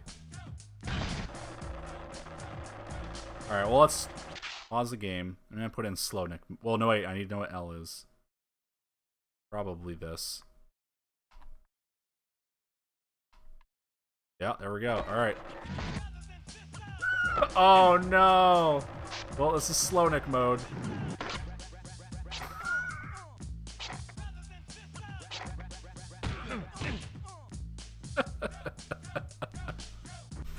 Oh yeah, it's the C buttons for, like... Oh no! The C buttons are used.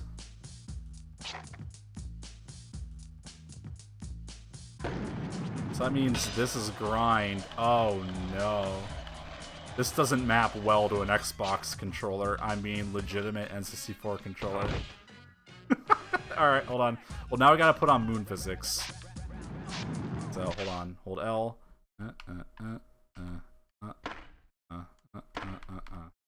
Oh, that didn't do it. I'll try it again.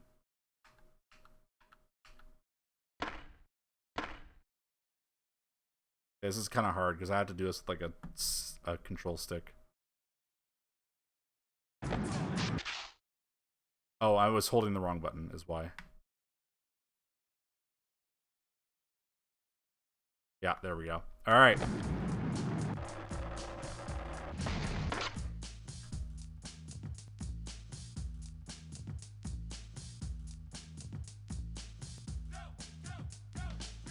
go, go, go, go, go, go, go, go, go, go, go, go, go, go, go, go, go, go, go. Alright, well you guys, you know what I gotta do now. Hold on.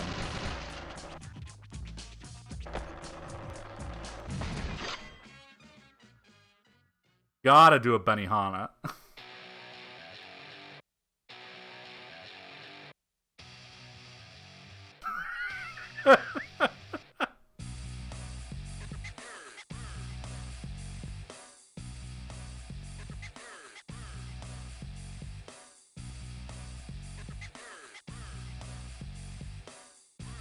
Oh no, how could I not see the ground coming?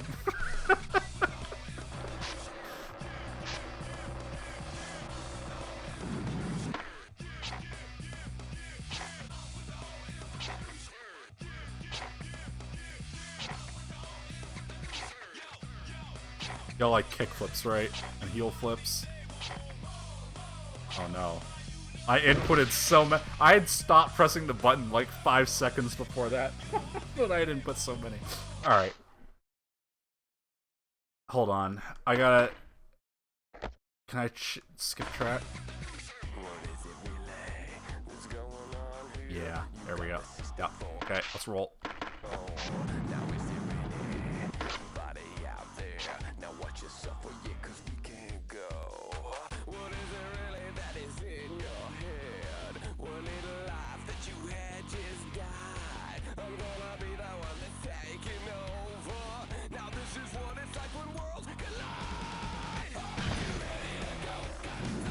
This is a weirdly competent N64 version of this track, I'm gonna say. It is not nearly as fucked up as I expected it to be.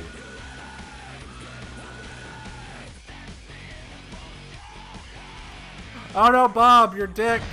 It's gonna ram it into the corner of the wall.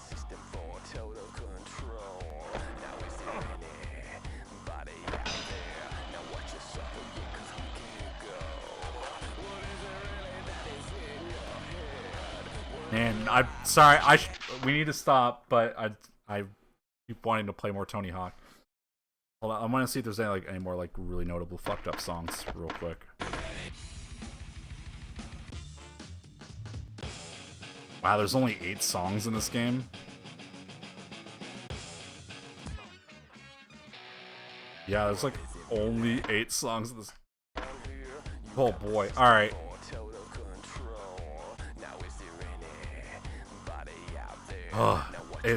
I could just play Tony Hawk, even on an emulator with the wrong controller. Oh man, I could just, on the bad version of the game, I could just play Tony Hawk for a while. So let's not, because we'll be at it forever.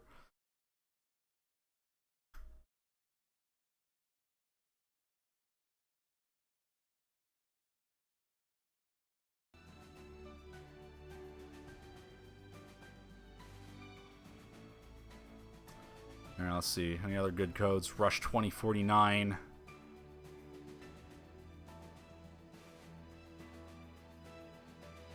Hold on. Hold on. Guys, Code Cop's here. Code Cop, we're here to put a stop to the bad codes.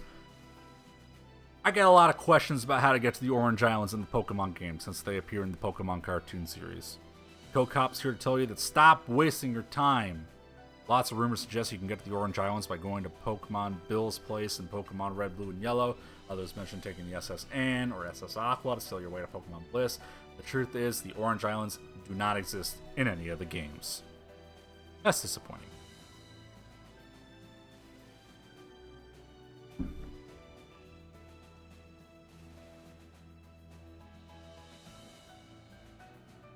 Here's some codes for all you who are stuck in Burger Time and Bedrock and just want to get right to level 3 or level 4 or hell, even level 6. Not level 5 though. If you want level 5, you're on your own.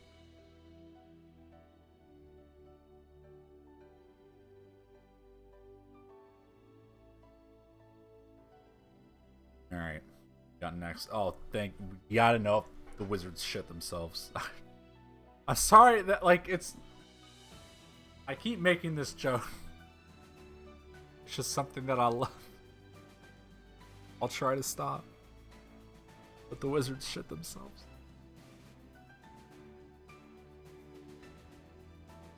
Oh no. Is this a Game Boy Advance game? Yeah, okay.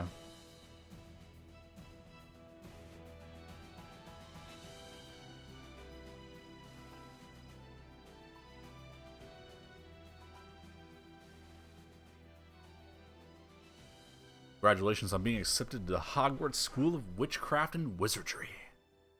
Read through the course catalog, you'll learn about the classes, activities, and safety concerns. Uh-oh! What's wrong? What's wrong at Hogwarts? Not enough people taking away their shit and just leaving it on the ground for people to slip on? Well, now I gotta find... Hold on, we gotta find the safety concerns. What is with this? Hold on. Okay. Look at this. Nope. I did the thing again where I accidentally go back 2 pages. It's like, look at this banner. Hogwarts School of Witchcraft and Wizardry. Sure. Cool. Defense against the dark arts. Yeah, you got it. Potions. Yep. Crushed it. That's what it is. Come to this page. Transfiguration. Couldn't fit it any other way.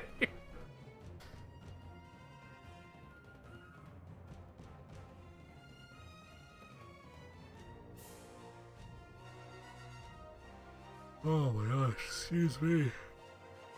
Sleepy.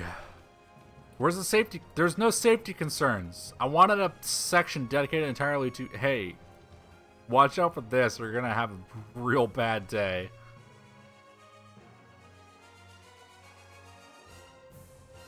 As in all schools, certain extracurricular activities are encouraged while others are discouraged. Cool. Prefects will patrol the halls at night. Keep overly inquisitive students out of trouble and away from dangerous areas such as the woods, the trophy room, and the forbidden corridor, where it is said that a giant 3-headed dog, possibly named Fluffy, guards dark secret of the sorcerer's... Huh? What? What? Okay. What? It was a very well-kept secret that the Sorcerer's Stone was at Hogwarts. Like, that was the whole point, is that no one knew it was there. But you can't just say, it's said that there's a dog that's guarding the Sorcerer's... Like, if it's said that that's there, it's a bad-kept secret. What the fuck?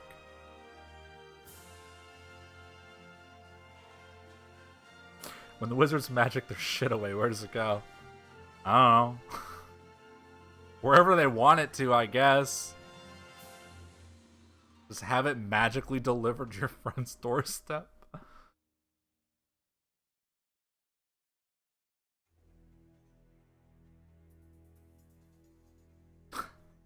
Guys, I've been playing a lot of Castlevania Circle of the Moon. It gives me a question that has nothing to do with the video game. How do I beat death? Death isn't in the mood for an introspective game of chess. Well, that's unfortunate, because that was my #1 choice. Rather, the tough boss is in the mood to dispatch souls into the great beyond. Death's 2 main weapons are balls of electricity, which it hurls, and sickles, which rain from the ceiling.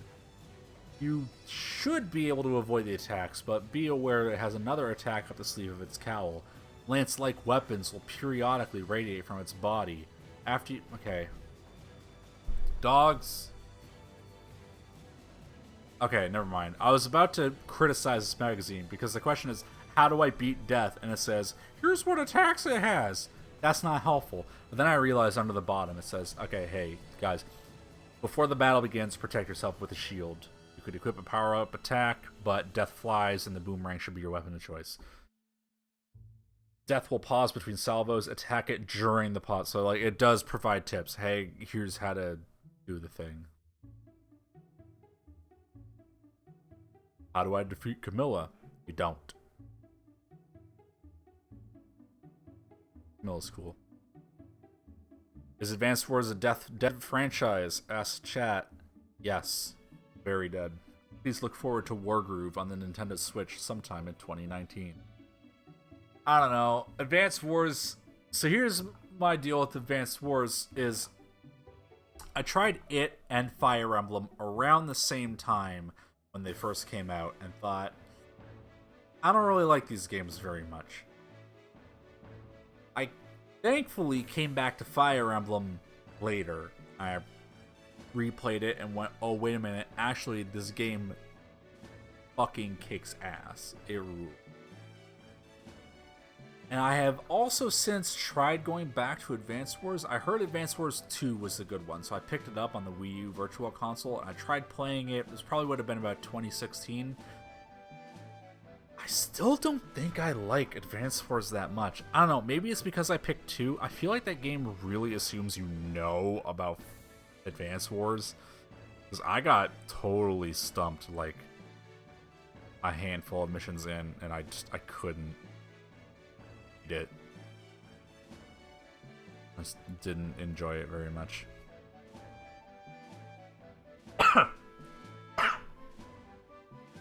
Whew, excuse me.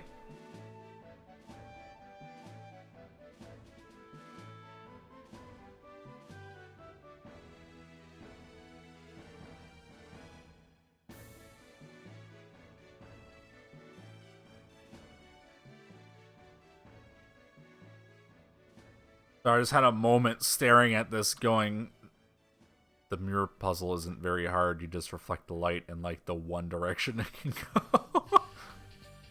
This is them scrounging for content. Oh man, how do I get Romani's mask? Well, you do the best side quests in the game. Gonna have to fend off a nightmare raid by ethereal bovine bandits. Far too complicated. Just say aliens. Gotta say ethereal bovine bandits.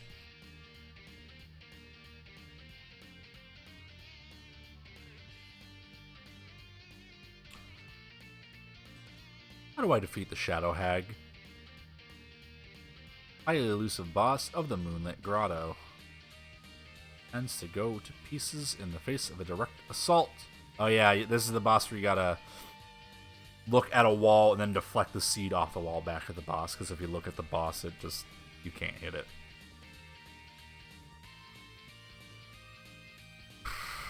This is the part of Oracle of Ages where the game gets kind of bad, in my opinion. Like, I feel like this is the breaking point where you get to, because this is right before Castle 5, Crown Dungeon or something like that. And that dungeon is not good, and has really bad music, and then it just kind of keeps going downhill from there. The Gorons are cool, though.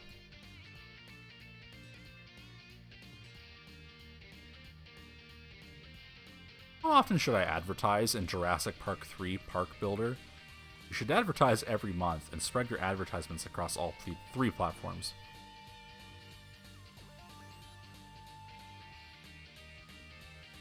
Alright, yeah. Here we go. Star Wars Rogue Leader, Rogue Squadron 2. I played a lot of Rogue Squadron. Granted, I think just about every time I played Rogue Squadron on the N64, I cheated a lot. Because I didn't really get the game, but I still enjoyed playing the game. Just cheated the whole time. But because I enjoyed the game, I wanna see a little bit of the sequel I never played. So hold on a sec, let's get that situated.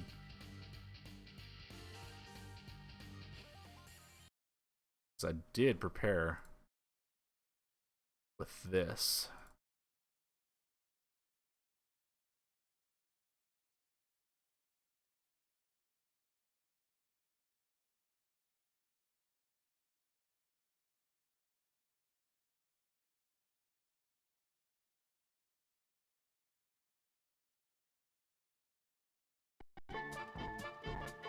Oh, hell yes. Rip-roaring start.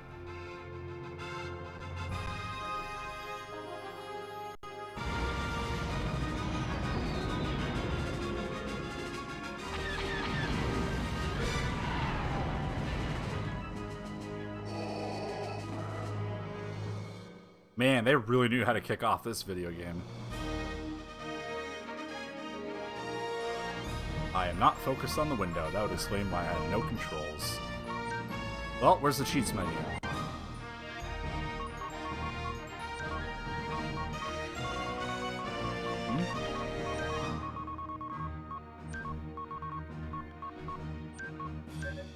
Aw, I was hoping it was gonna give me, like, a message saying, hey, don't be a dinkus. I don't remember any of the codes for the original Rogue Squadron for some reason. Almost like I haven't played that game in, 15 or more years.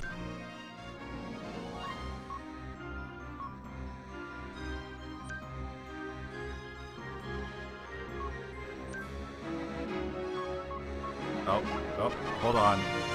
Yeah, we gotta enter our name.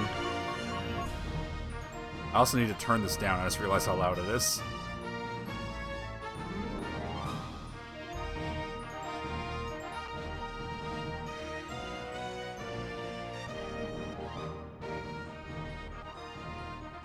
Anyway, let's continue entering our name. Done.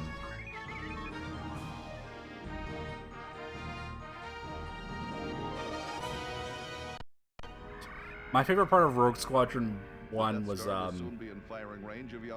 doing the missions where you got to play as the Y-Wing, because then you just get to drop bombs on everything.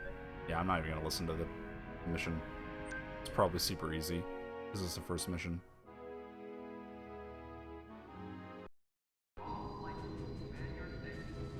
Oh, hell yeah, we get to walk around the hangar. Where's the Y-Wing? Yay! The Y-Wing is the workhorse of the Rebel fleet. It's not quick or flashy, but it gets the job done. The armor on this ship is extensive, and the shields will protect you from just about anything, which is good, because you won't be going anywhere fast. The Y-Wing is used mainly as a bomber, because it can carry a heavy payload of missiles, torpedoes, and bombs. The Y-Wing is the workhorse. Oh, we got a lot of Y-Wings here. It's not quick or flashy, but it gets the job done. The armor on this ship is extensive, and the shield... Alright, let's just roll with it.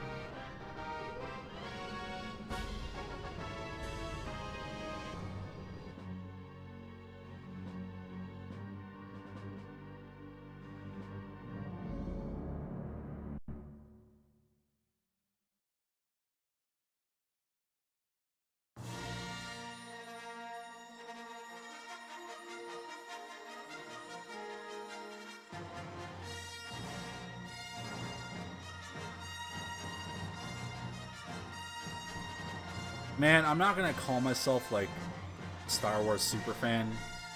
Like, I enjoy the original trilogy. I don't think the prequel trilogy is good, but, I mean, there's some fun to be had in it. I'm like, I don't know, I don't go out of my way to see the new ones, but this original Star Wars style intro is still really heartwarming. Anyway, we don't... Well, we can't skip this.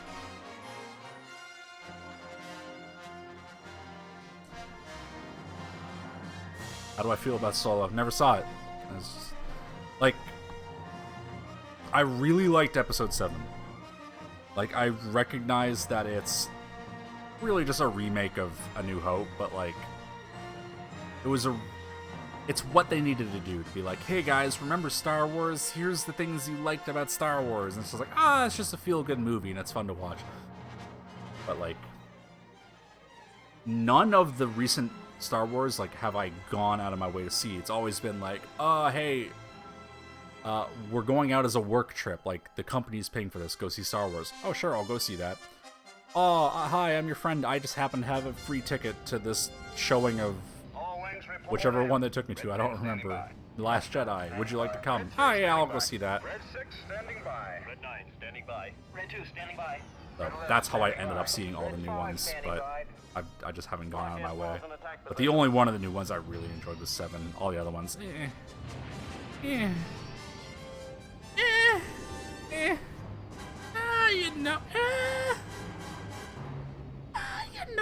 know how it is. Watch yourself. There's a lot of fire coming from the right side of that deflection tower. I copy, Red Leader. We've got to destroy those deflection towers. Red Leader, we've got you covered. Boy, this goes for a while. Please, just let me shoot the thing. Thank you. Oh, hell yes. Game settings. There is no option for inverted aim. Aw, yeah.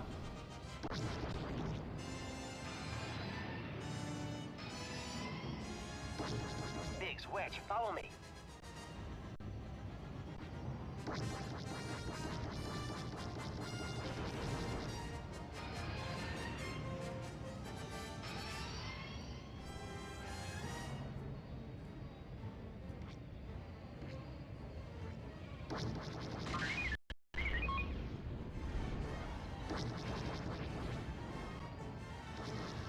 Oh, I can just hold the A button. That's a lot easier.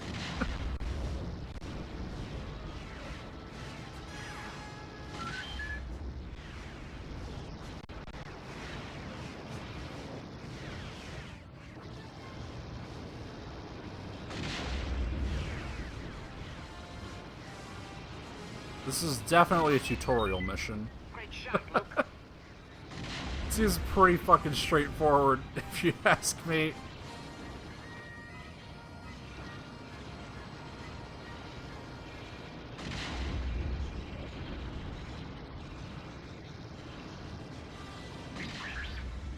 Great shot.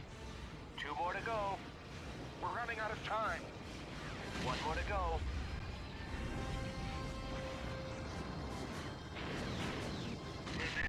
This is base 1. Keep half your group out of range for the next run. It's very cinematic, at least. I don't know. I feel like this is a thing that if I had it as a kid after I was playing a whole bunch of Rogue Squadron, I would have been super into this. Even if it would have been just from like a cheating asshole perspective.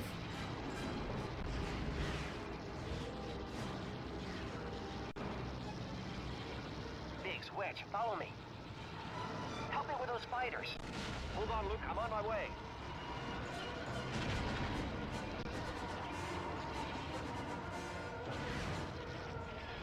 Like, I feel like this captures the spirit of Star Wars pretty well.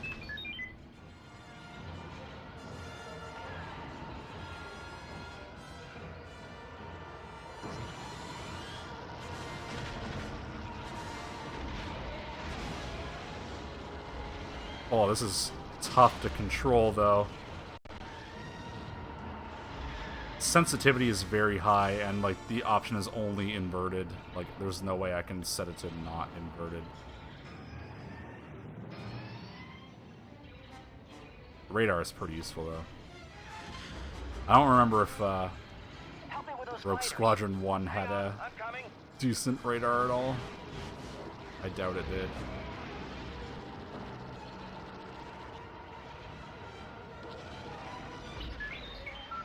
Good shot, Luke.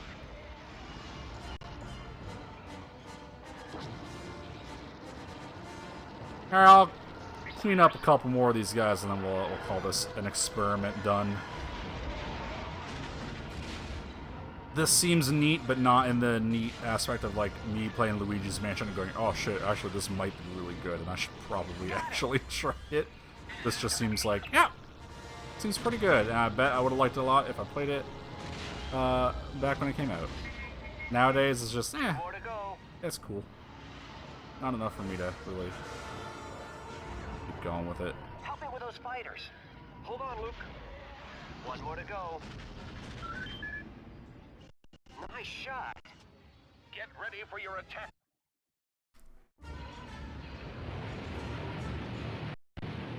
No way to skip this. Yeah, I think that's... Oh, man. Hold on. Let's do the trench run real quick. If it's actually going to let me do it. Biggs, Wedge, let's close it up. Hell yeah. I'm with you, Luke. We'll stay back far enough to cover you.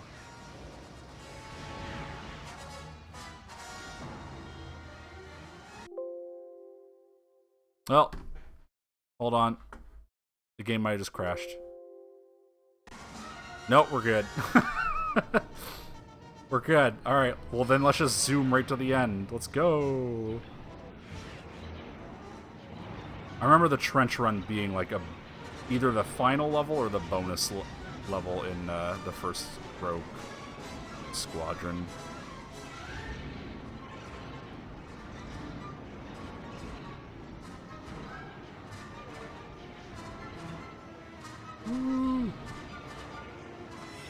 Ooh, sensitive controls.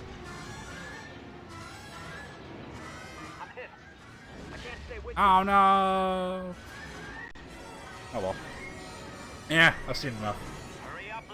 Hurry up, Luke. No, I'm good. We're good. Oh no, you guys are seeing my dolphin menu. It was a totally legitimate legal copy of Star Wars Rogue Squadron. Please don't judge me.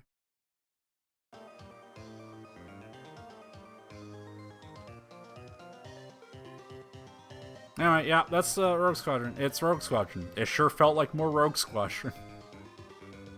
Just a better looking Rogue Squadron. Maybe someday we'll see the original Rogue Squadron in an earlier issue, and I'll be like, oh yeah, boys and girls, and all the in-betweens. For all the out-ofs. You know what I mean. Let's watch some original Rogue Squadron. When am I going to LP the original Rogue Squadron? Probably never. I didn't like the game that much. It was just something I played for funsies.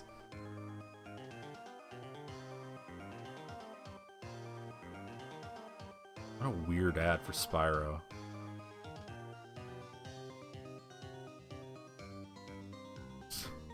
Okay, yeah, no, okay, yeah. They could say, like, Spyro was played here, rather than Spyro himself. I get, like, handheld Spyro, you're playing on the bus because you have it in the Game Boy Advance, you're going to school. Yeah, okay.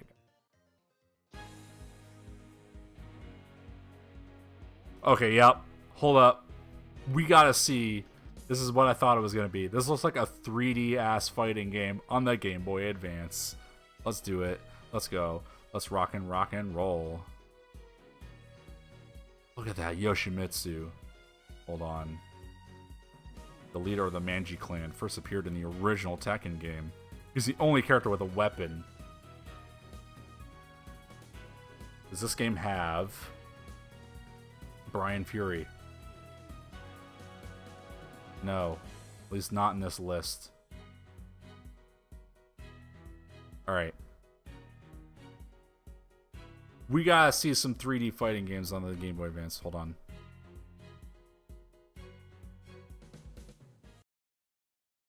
Hold up. Hold on. Here we go.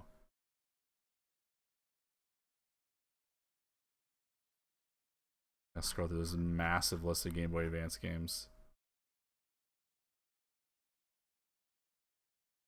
Oh, I'm in the wrong folder. Hold on.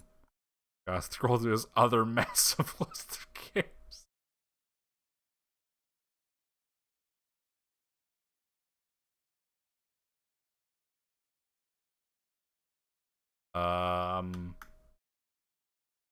Oh, here it is. Found it.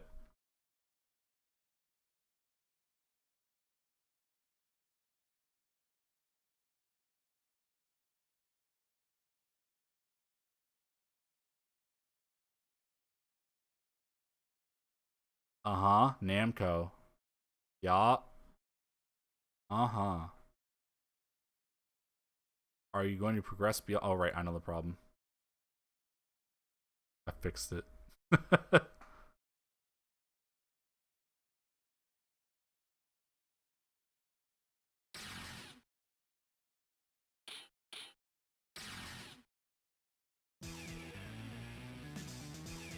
Like Tekken, just as I remember it.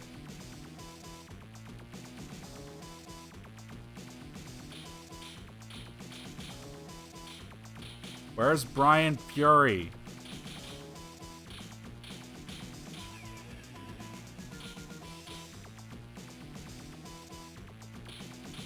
Well, alright, I guess I'll play as wrong. Yes, it has none of the characters I like to play as. Oh, yeah. Yeah. How do I sidestep? I don't think this game has sidestepping. Okay, that's backstep. Here we go. Yep.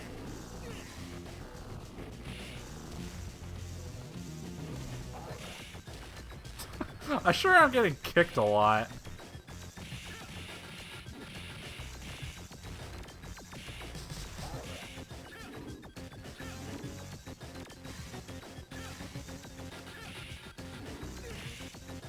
I love 3D Game Boy Advance. It's so good. Look at it. Like, it animates well, it just looks like trash.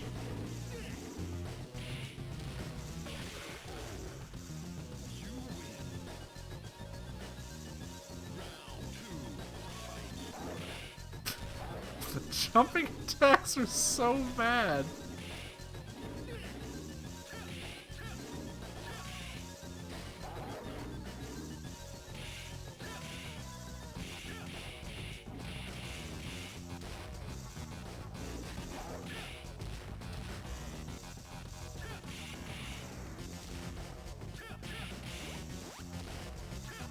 This guy is sorta...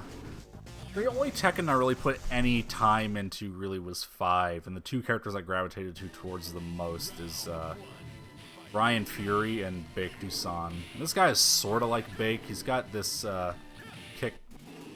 Hold on. Why isn't it working now? The kick-kick combo, which I sorta remember.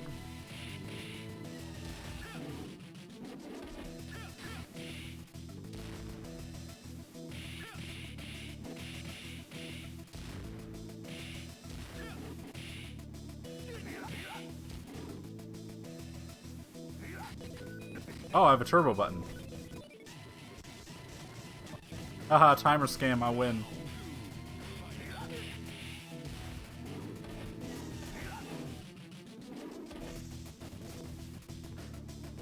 Yeah, up on the D-pad is a jump instead of a, Oh yeah, this guy's Bake. How did I do that?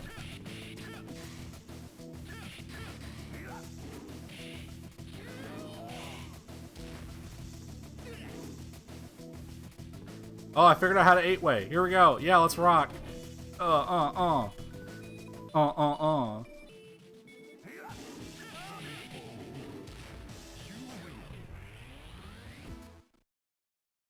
Alright. I got my 3D fill with the 8-way run. I don't know if the AI can do anything about this. Oh no, she got me because I stopped. Alright. Ooh, hold on, command list.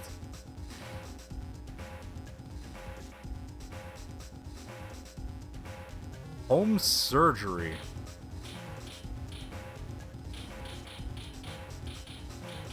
Wow, this is really detailed, actually.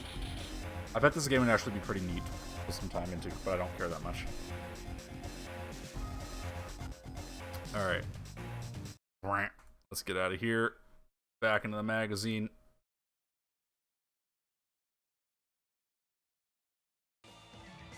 See what it says about my man Horong.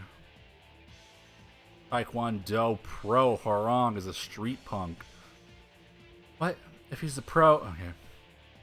His rough and tumble background comes through in his fighting. With moves that sport handles such as home surgery, rusty knife, rude boy, and grand theft. It's down and dirty with moves that get the job done.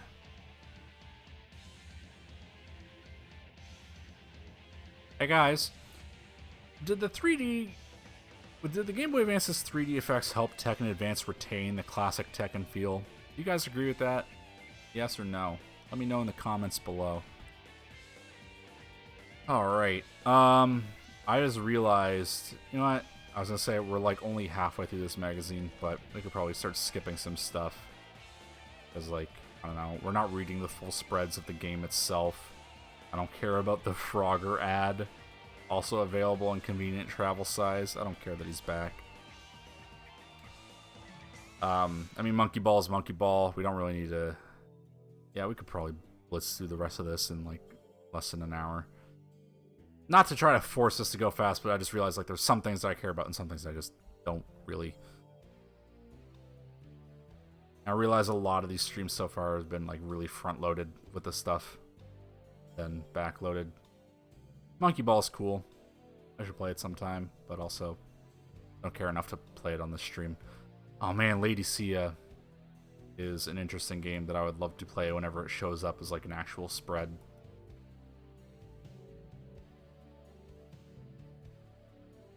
But not as an ad.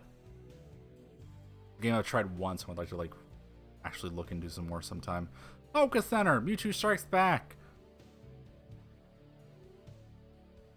Oh man, I want this hat. I would wear this hat if I had it.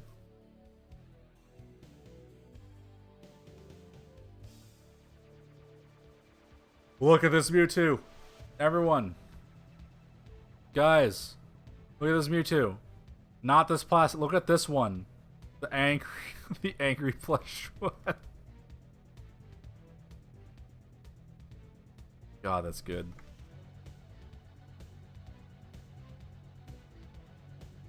Those are just advertising. Yep. Hey, since we're advertising Mewtwo Strikes Back, how about we talk about this incredible Pokemon team? This illegal Pokemon team. You can't play this on Smogon.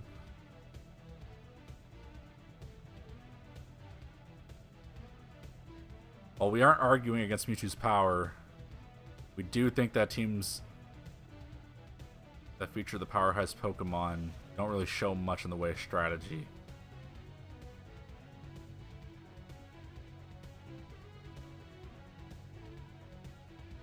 Oh, someone in chat, Jelly Omelet, says they had that plush. I'm gonna need to see some pictures. That's a cool plush. You got it. I want to see it. Hey guys, can I get some butt kicking to go? What a good ad. It's Tekken, but on the Game Boy Advance.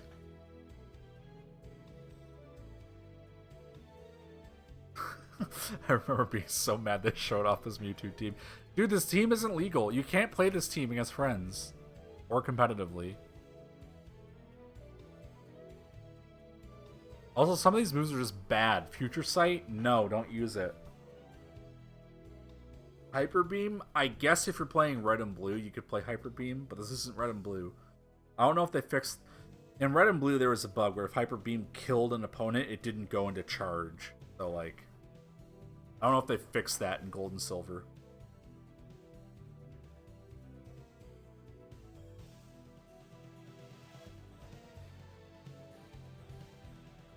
I mean, 3 of your Mewtwo's have Psychic.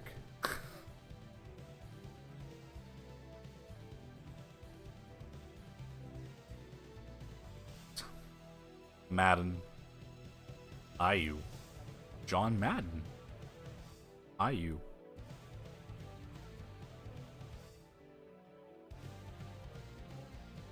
I'm having cursor issues. I don't know any. I don't understand football. I don't get any of this. I apologize to the John fucking Madden fans out there, but this does absolutely nothing for me.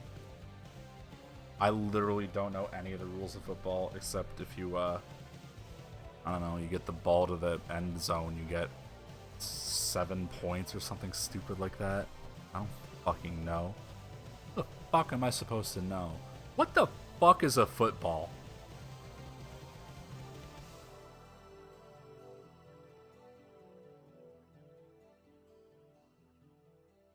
Man, $90 for a Game Boy Advance. That's such a good price.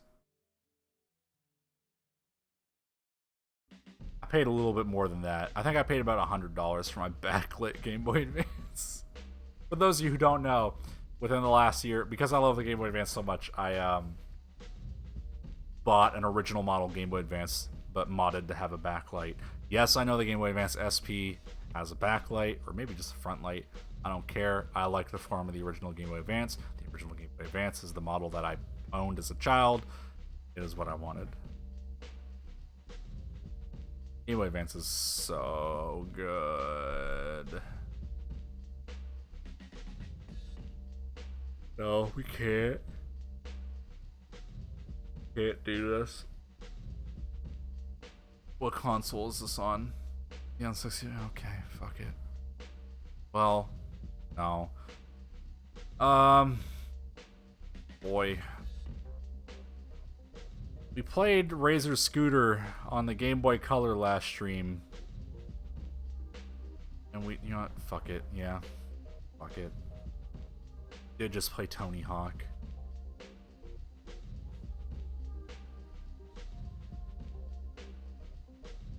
Play some fucking Razor Scooter. What's this called? What's this stupid game called? Razor Freestyle Scooter. Alright. Sorry, I'm having cursor issues again. Alright. Yeah, I have it. Alright, let's roll.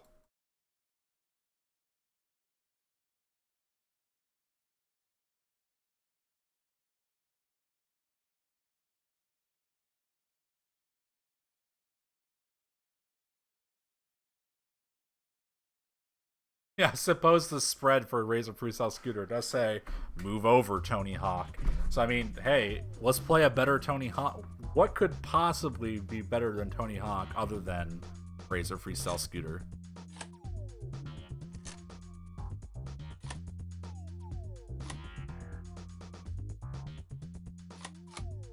Here's our two characters, Chad and Amy.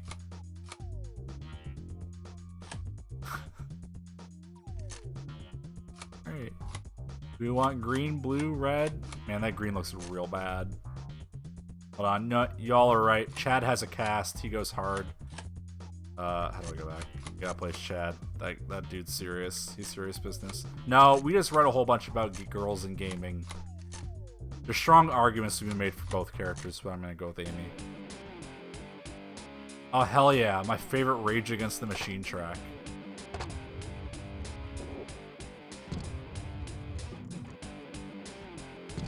Well, it's got a really smooth frame rate. Give it that.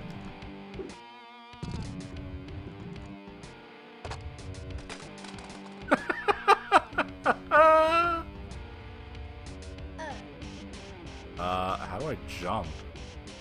That seems important. How do I... Are you kidding? It's C down? What?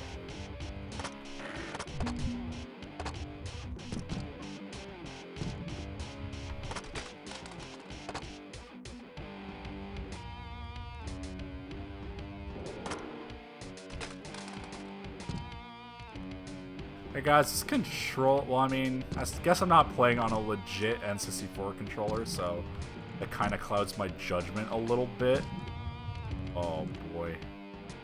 Look at that great face texture.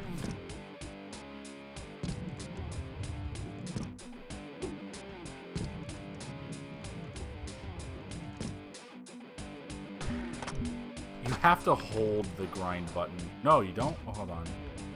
I'm having grind problems. Yeah, you have to hold the grind button to keep grinding.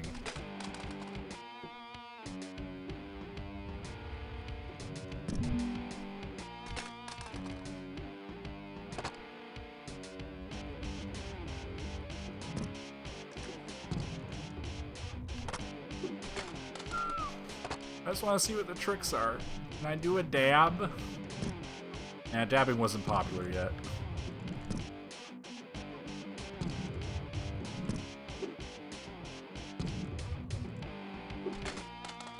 Why?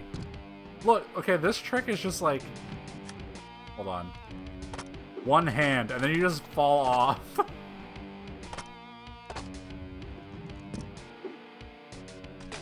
Oh god, okay, hold on. What's the trick list? Hold on, let's try a manual.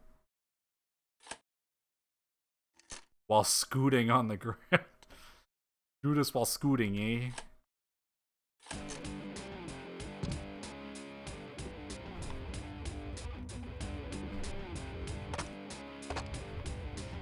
You can't keep doing a manual. You have to, like, it's only for so long. That's disappointing.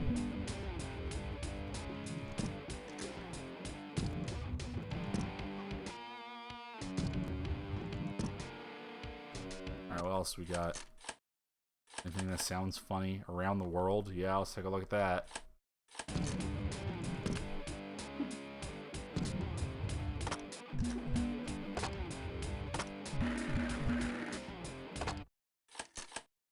I don't think this game really has legs, so I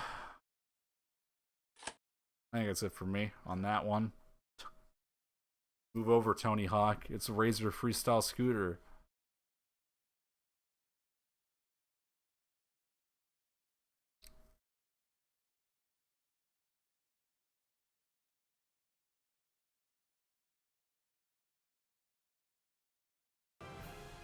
kids have made radical scooting the newest extreme sport. Scooting. Hey, look, Nintendo Power played as Amy too. There's Chad. Who's this guy? Who's it? What? There's a third character? They're holding out on me.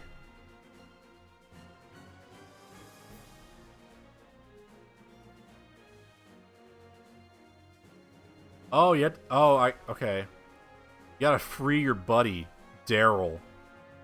Daryl, Hector, and Brittany. Sky Fortress? Seems like a pretty extreme scooting stage. Clock Tower? Oh no, that's still part of the Sky Fortress. Okay. Crazy.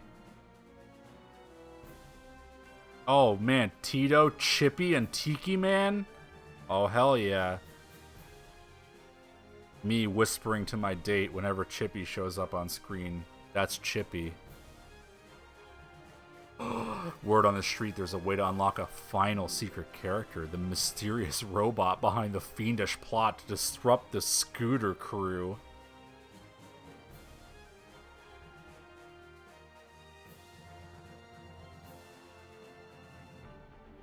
You think if I took this coupon and Best Buy, they'd honor it? If I cut out the part that says coupon expires December 31st, do you think they would accept it?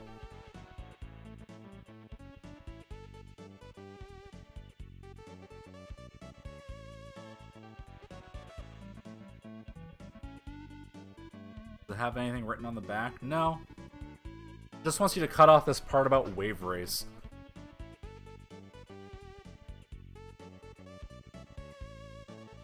I do kind of want to check out how far in this magazine are we. I'm sort of interested in Wave Race, but like not so much that I care that much.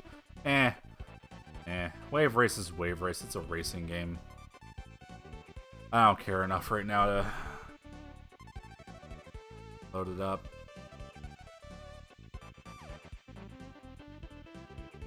Unless enough people in chat are.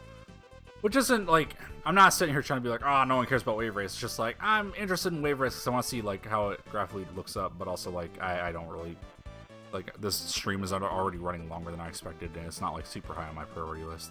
Ricky Winterborn! That's a hell of a name.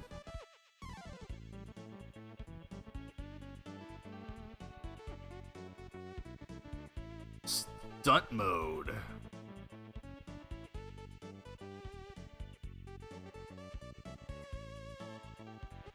Wave Race is alongside like Luigi's Mansion. It's just one of those games that like I played for like 10 minutes at a fucking McDonald's game PlayStation when it came out. And I went like, Dark Arena. Oh, whoa, okay, this a first-person shooter is not what a futuristic first-person shooter is not what I think of when I hear the words Dark Arena. I think of like a gritty fantasy game. We do need to look at Doom for the Game Boy Advance, though. Guys, we need to play Doom for the Game Boy Advance. So here's the thing about Doom for the Game Boy Advance is I think it's currently the fastest way to play Doom, like as a speedrun. I think it's the fastest platform. And I respect that a lot as someone who loves 1, speedruns, 2, Game Boy Advance, and 3, 3D on the Game Boy Advance. Give me a second to get this going. Like, I gotta see it. Gotta see Doom on the Game Boy Advance.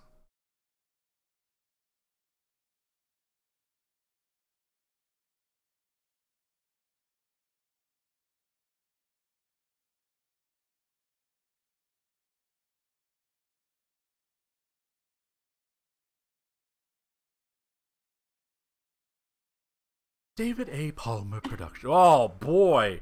Yeah, that's the Doom title screen, just as I remember it. So bad. Hey, who out there wants to do some netplay Doom Game Boy Advance multiplayer? We'll do a deathmatch. What happens if I... Yeah, never mind. It's attempting to connect. Well, no, I don't want credits.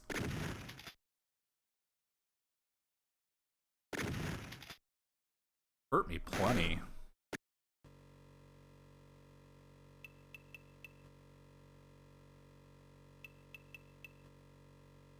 This is an E1M1. Where's the music?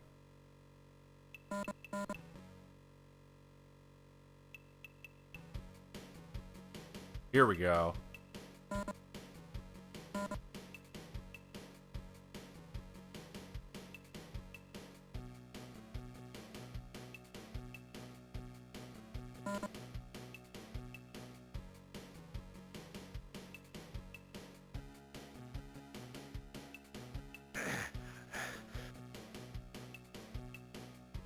Doom guy get tired of running already?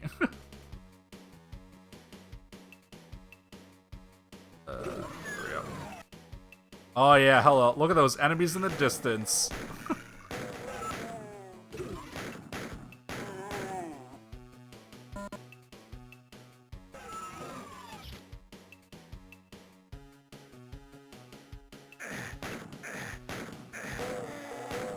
We're recreating the Polygon video here, folks.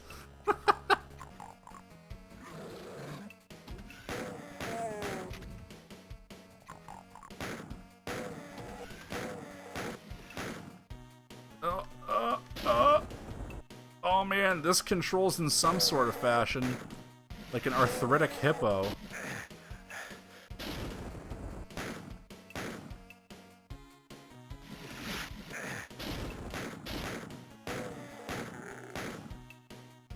I'm wasting all of my ammo.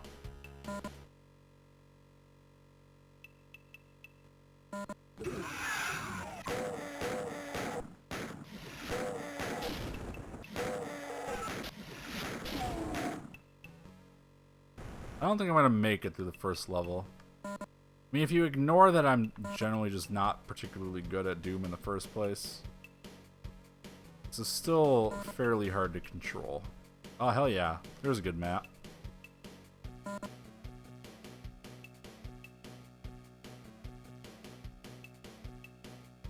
Oh wait, there's the exit anyway. You just leave. Did it! Perfect sound effect for your ticking down numbers, of course. Alright, I wanna, real quick, hear the music in the next level.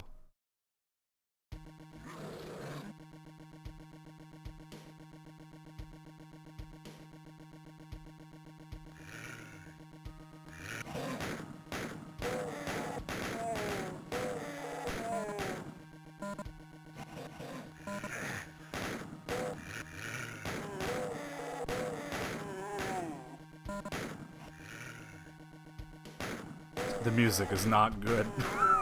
Anyway. Alright. Yeah, so they just got all of the music wrong, I guess. Okay, that's enough of that for me. I do think Doom, just in general, holds up very, very well, the original one. I played it again recently within the last couple of years, and it's still an extremely good game. Doom for the Game Boy Advance, though, not so much. I will check out a speedrun though, because I hear that is the fastest version of Doom. Like a high-powered blast from the past, the classic first-person shooter that helped jumpstart the hallway-roaming bad guy blasting genre is back in action with Activision's Doom for Game Boy Advance. Well, it's definitely gruesome 3D.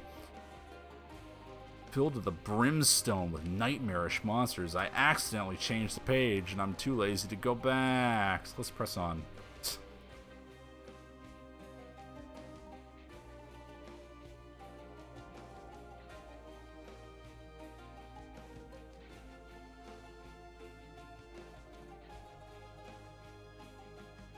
Doom offers competitive action for up to 4 players, multiple game packs required. Doom is one of the first original first-person shooter games And the Game Boy Advance version from Activision is old school gaming at its most classic.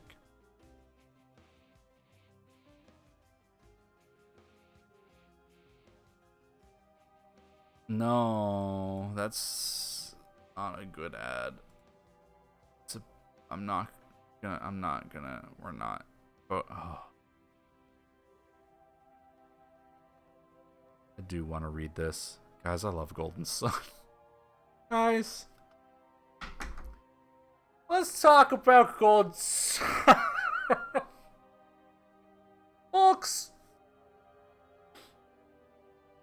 They're not particularly, like, good if you, like, look at them critically at all, but Golden Sun was a perfect game for the Game Boy Advance in 2001 for 12-year-olds. And boy, when I was 12 years old in 2001 and bought a Game Boy Advance, this is the kind of game I wanted. I love Golden Sun. It's so good. It's not that good, but it's so good. The NP Pros have been playing Golden Sun non-stop since it arrived on our desks last month, and we can't put it down. Golden Sun is not the game where you needed to be outside. That's Boktai. The sun is in your hands. Golden Sun is just a very straightforward RPG that honestly looks pretty good for the Game Boy Advance. And a really awful story if you look at it from the viewpoint of having read any story whatsoever in the past 100 years. It's got a neat concept for a story. It's told so poorly. God, this game is good though. Fuck me, Golden Sun is good. Isaac, the reluctant leader of the foursome. Is he really that reluctant? I guess you could say no at the start of the game.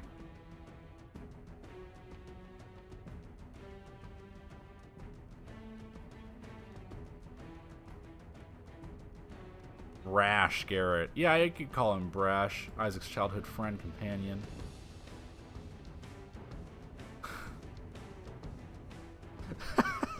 Okay, hold on. So, you get four party members in Golden Sun. 2 of the 4 they list at least sort of a character trait for them. They get one of them right. The other one, like, Isaac is a silent protagonist, so, like, you can't really dictate his personality. That's really not right to call him reluctant. So they get one of these 2 right. Yeah, Garrett's kind of brash. And then these other 2, they have nothing to say about the character. Just like, oh, he uses wind. And then Mia, she comes to the party pretty late. Both of those are right. Neither of those are character traits. That's what you're dealing with concerning the story to Golden Sun is, oh man, the story and characters in that game. Oh boy. Not particularly good. Yeah, Quark, I also didn't have a link cable, so, woo, trying to input the long code. Oh boy.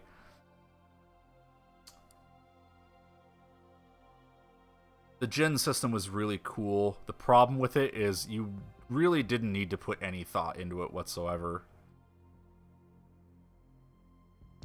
The gen system was the thing where it's like, you get like a little earth creature, and you can equip the earth creature to anyone in your party, and then in battle you can use the creature to do a cool ability, but doing so unequips the creature, and that means your stats are going to go down. And then when a creature is unequipped, you can also use them to use summons, and then the summons look super cool. And also, like, if you mix and match all your creatures, it's like you get different classes with different abilities. It's a really neat system, but the problem is, really all you need to do is you go, okay, well, I got the earth creature, I'm going to equip it to my earth elemental guy, and it's just like, okay, you did it, congrats. Like, that's really all you needed to do. There wasn't really an incentive to explore. There's like only one spot in the original Golden Sun somewhere where you can like switch classes to get growth, which is an ability you can use in the overworld to grow a vine, and then you can climb up somewhere and get a piece of equipment that you wouldn't be able to get otherwise. And that's like the only time it's really encouraged at all.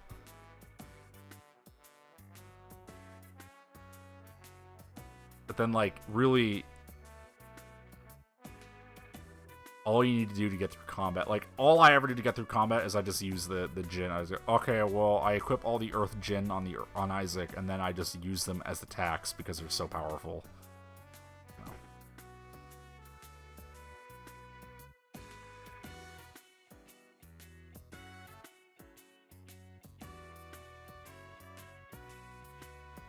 And also, it's hard to go back to this style of combat these days. Like, I've actually been, within the last half a year, I started replaying the original Golden Sun a bit because I bought a physical copy for my Game Boy Advance, and it's kind of tough to go back to the combat because it does that thing where it's like, hey, if you target one enemy with 2 people and the first person kills that enemy, the second person just goes into defense mode rather than attacking. That's annoying. And it deals with this shit here, which you can see this image where, like, hey, some spells target 3 enemies, but you have to choose the center enemy, and then the enemies on the sides of him get targeted. So, like, it's either you're going to do the most of your damage to the guy in the middle, or you can do most of the damage to a different guy, and then another one doesn't get hit at all. And it's just like,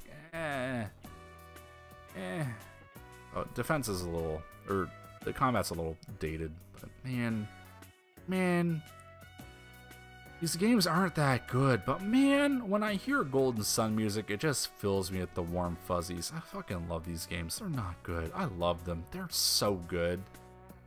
God, Golden Sun. Don't play Dark Dawn. It's a really bad game. And not in the way that I say these are good, bad games, but they're good. Dark Dawn is just bad. I hear the speedrun is really good, I guess. I should go look that up. This is just going through the intro of Golden Sun. The intro of Golden Sun is so long. It's so long. Oh, guys, the intro to Golden Sun. Hey, guys, the part in any Golden Sun where people start talking, it's so goddamn long and not good. God, these games are good.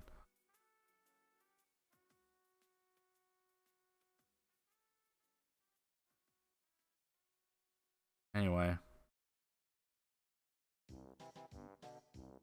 Here's a page of Dan Teasdale's favorite games. Army Men, Johnny Mosley Mad Tricks, baseball, I guess. Man, I'm having some goddamn cursor issues where I just keep, like, minimizing the screen a little bit and then making it bigger.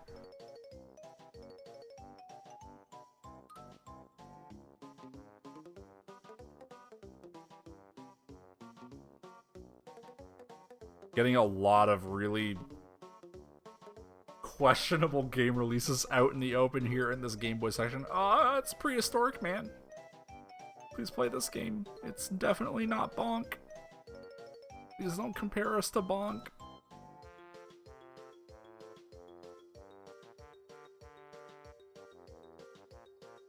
Dexter's Lab, I guess.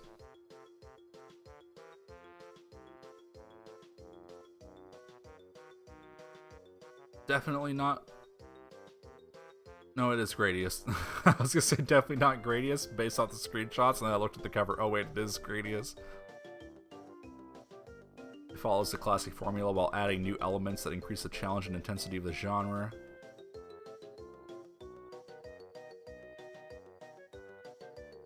Scooby-Doo! Oh boy!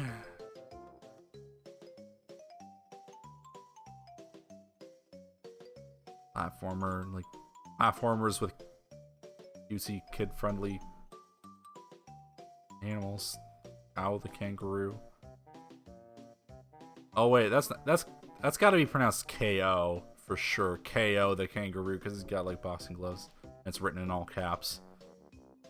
Oh no, it's a Titus. Ugh. Oh, Titus. Oh, Titus. No. No. Sports Illustrated for kids. You know.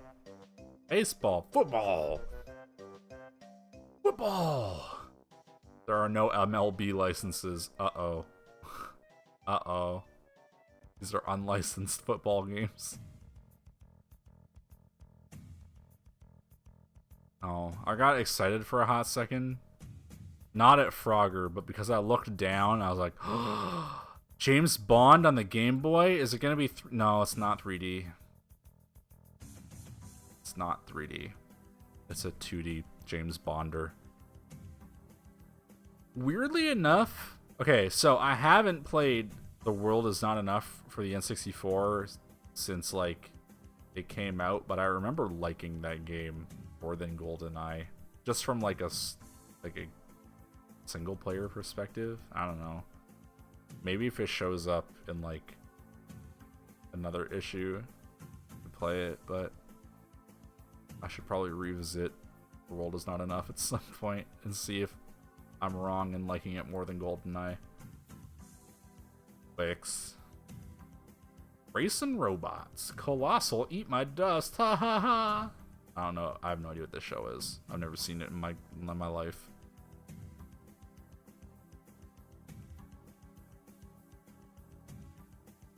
Sweepstakes. For a really boring looking t-shirt.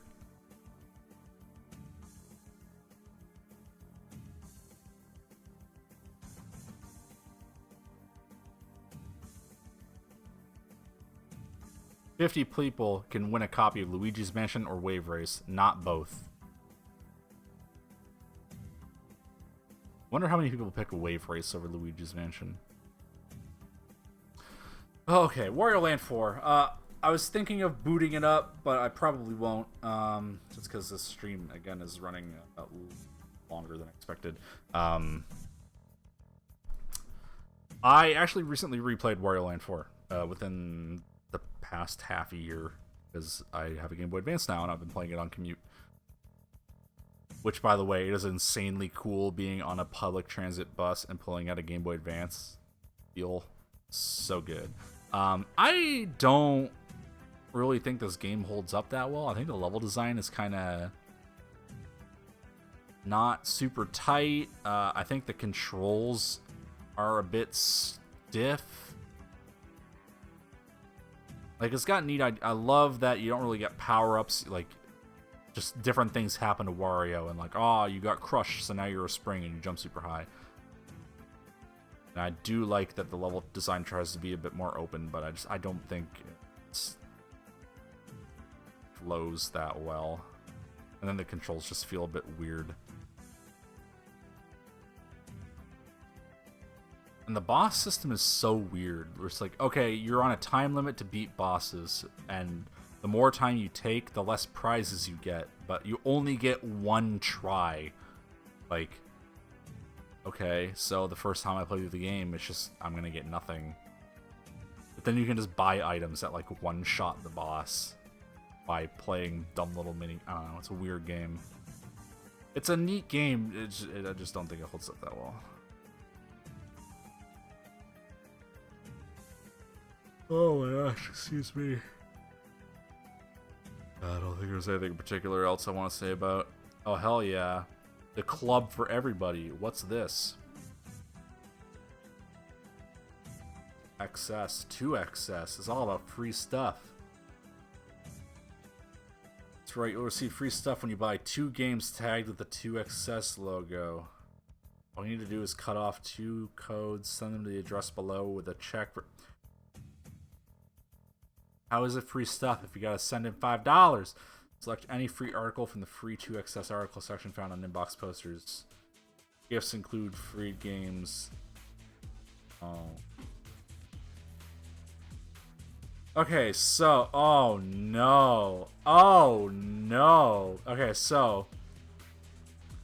You need to buy 2 of these 4 bad games. Send in the UPC codes and $5, and then you get a chance. You can get one of these free bad games, or some fingerboards, I guess. Sure.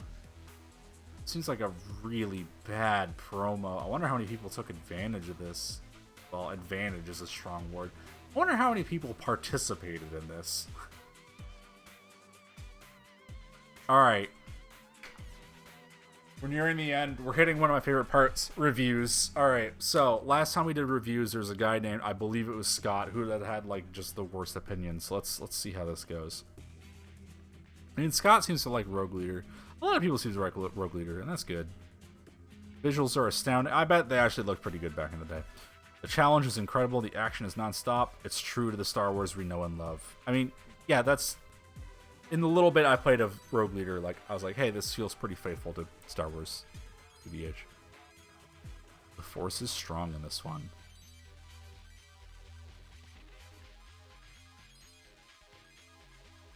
Seems like a good game. Just not one that I'm particularly interested in delving any more into. Super Monkey Ball, rave reviews, perfect 5s across the board. Nice. Don't let your foolish, tough, hardcore gamer pride stop you from trying Super Monkey Ball and not Super Mario Brothers because it looks cute. This game is fun and you'll come back for more. Yeah. Super Monkey Ball is great. Gamers will go ape over the extras. Ha ha ha. Wonder how many other monkey puns are in here. Hold on. Sort of like Kirby Tilt and Tumble with a monkey-filled ball. Super Monkey Ball, the perfect game.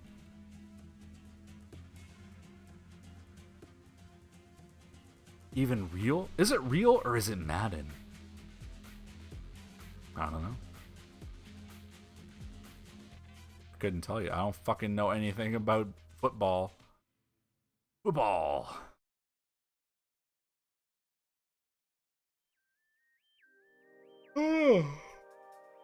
Less than perfect reviews from Luigi's Mansion, but still really good ones. Beautiful graphics, truly new style of play.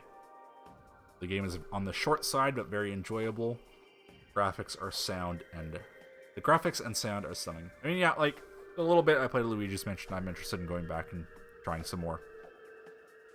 I feel like I should give that game more of a fair shake than I did in the past.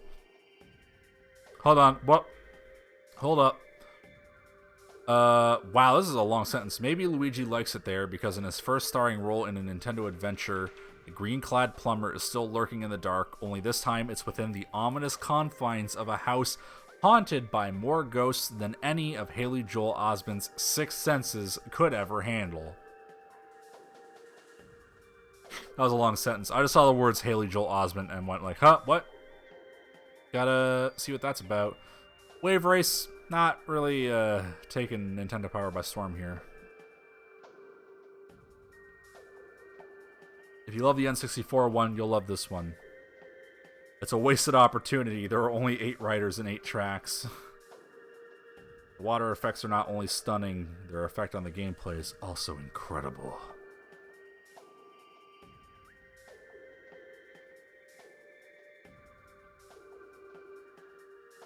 Park. No. Has there been a good Jurassic Park game other than Trespasser, the perfect video game? Hell yeah! Golden Sun, perfect reviews, because it is the perfect video game. Hold on, I want to read this. Golden Sun's developer Camelot was able to crank up the action quotient and add unexpected and immersive depth to the sports genre. Oh my, okay. I see where this is going.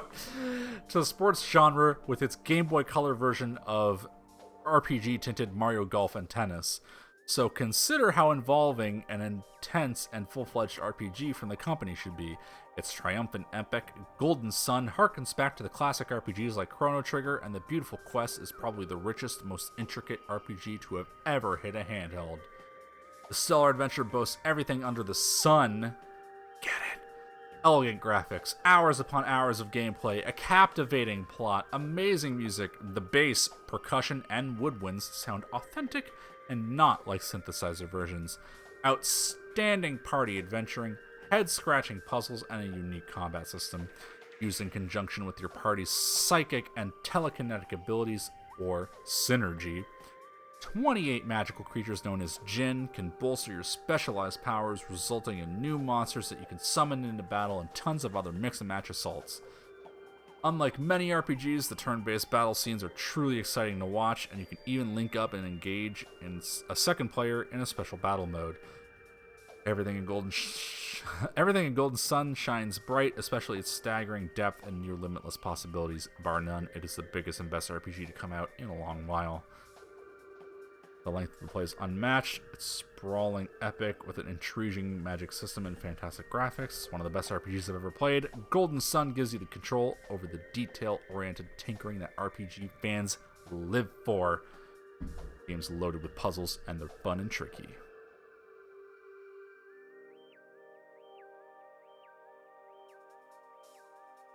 Good game. Golden Sun. I play the Golden Sun games so much. So much!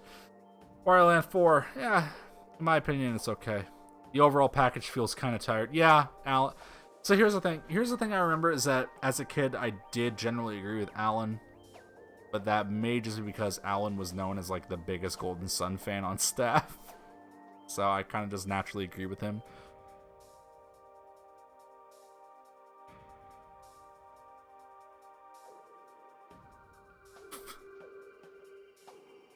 A 3 for Razor. Do you guys agree with this? Do you think Razor Freestyle Scooter is a 3? Just like a straight across the board 3? Crave scoots on by with a junior version of Pro Skater.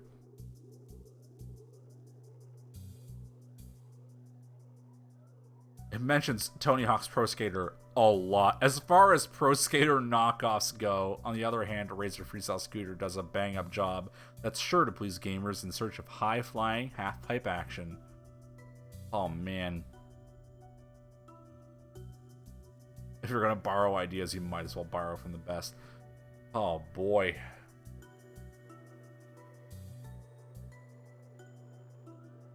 Oh boy, bad reviews for Powerpuff Girls Chemical Extraction.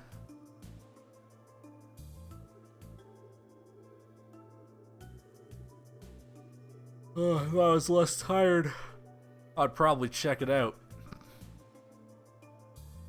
Chemical Extraction's combat is so clunky and chaotic that it's difficult to tell who's hitting whom. Moreover, most rivals won't be able to get an attack in edgewise if you rapidly jump and then attack, then repeat. Planet of the Apes. Hey, we mocked your game a little bit. Would you like to advertise in our magazine now, please?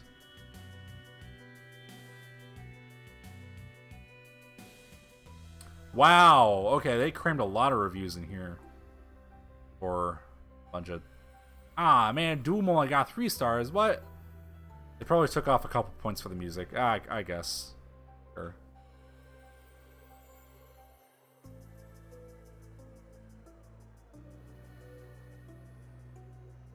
Wow.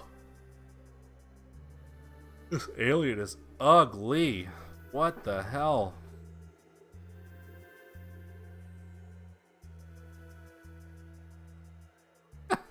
Okay, that's a weird quiz.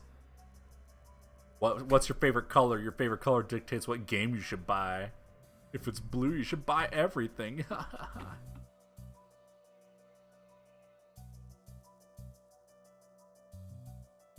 Wow, more reviews. Alright,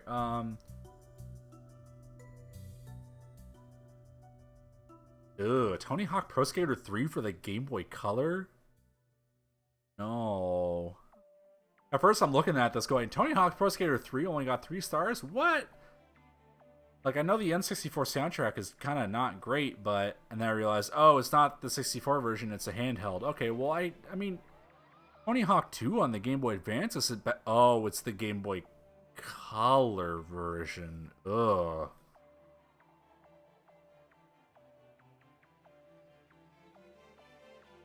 Hey, you guys want to play some definitely not Punch-Out? Oh, look at his face. It's so bad. It's not good.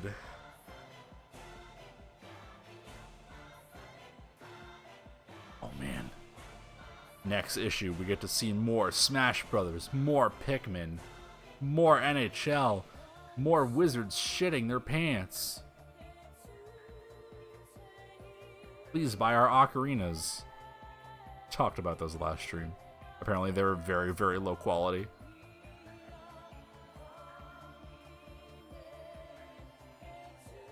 How many different series of Power Rangers have there been? The only ones I remember watching would have been like the first season, maybe the second season, because I think the second season never really changed that much. And then the ones where they were in space, like Lost in Space or something like that.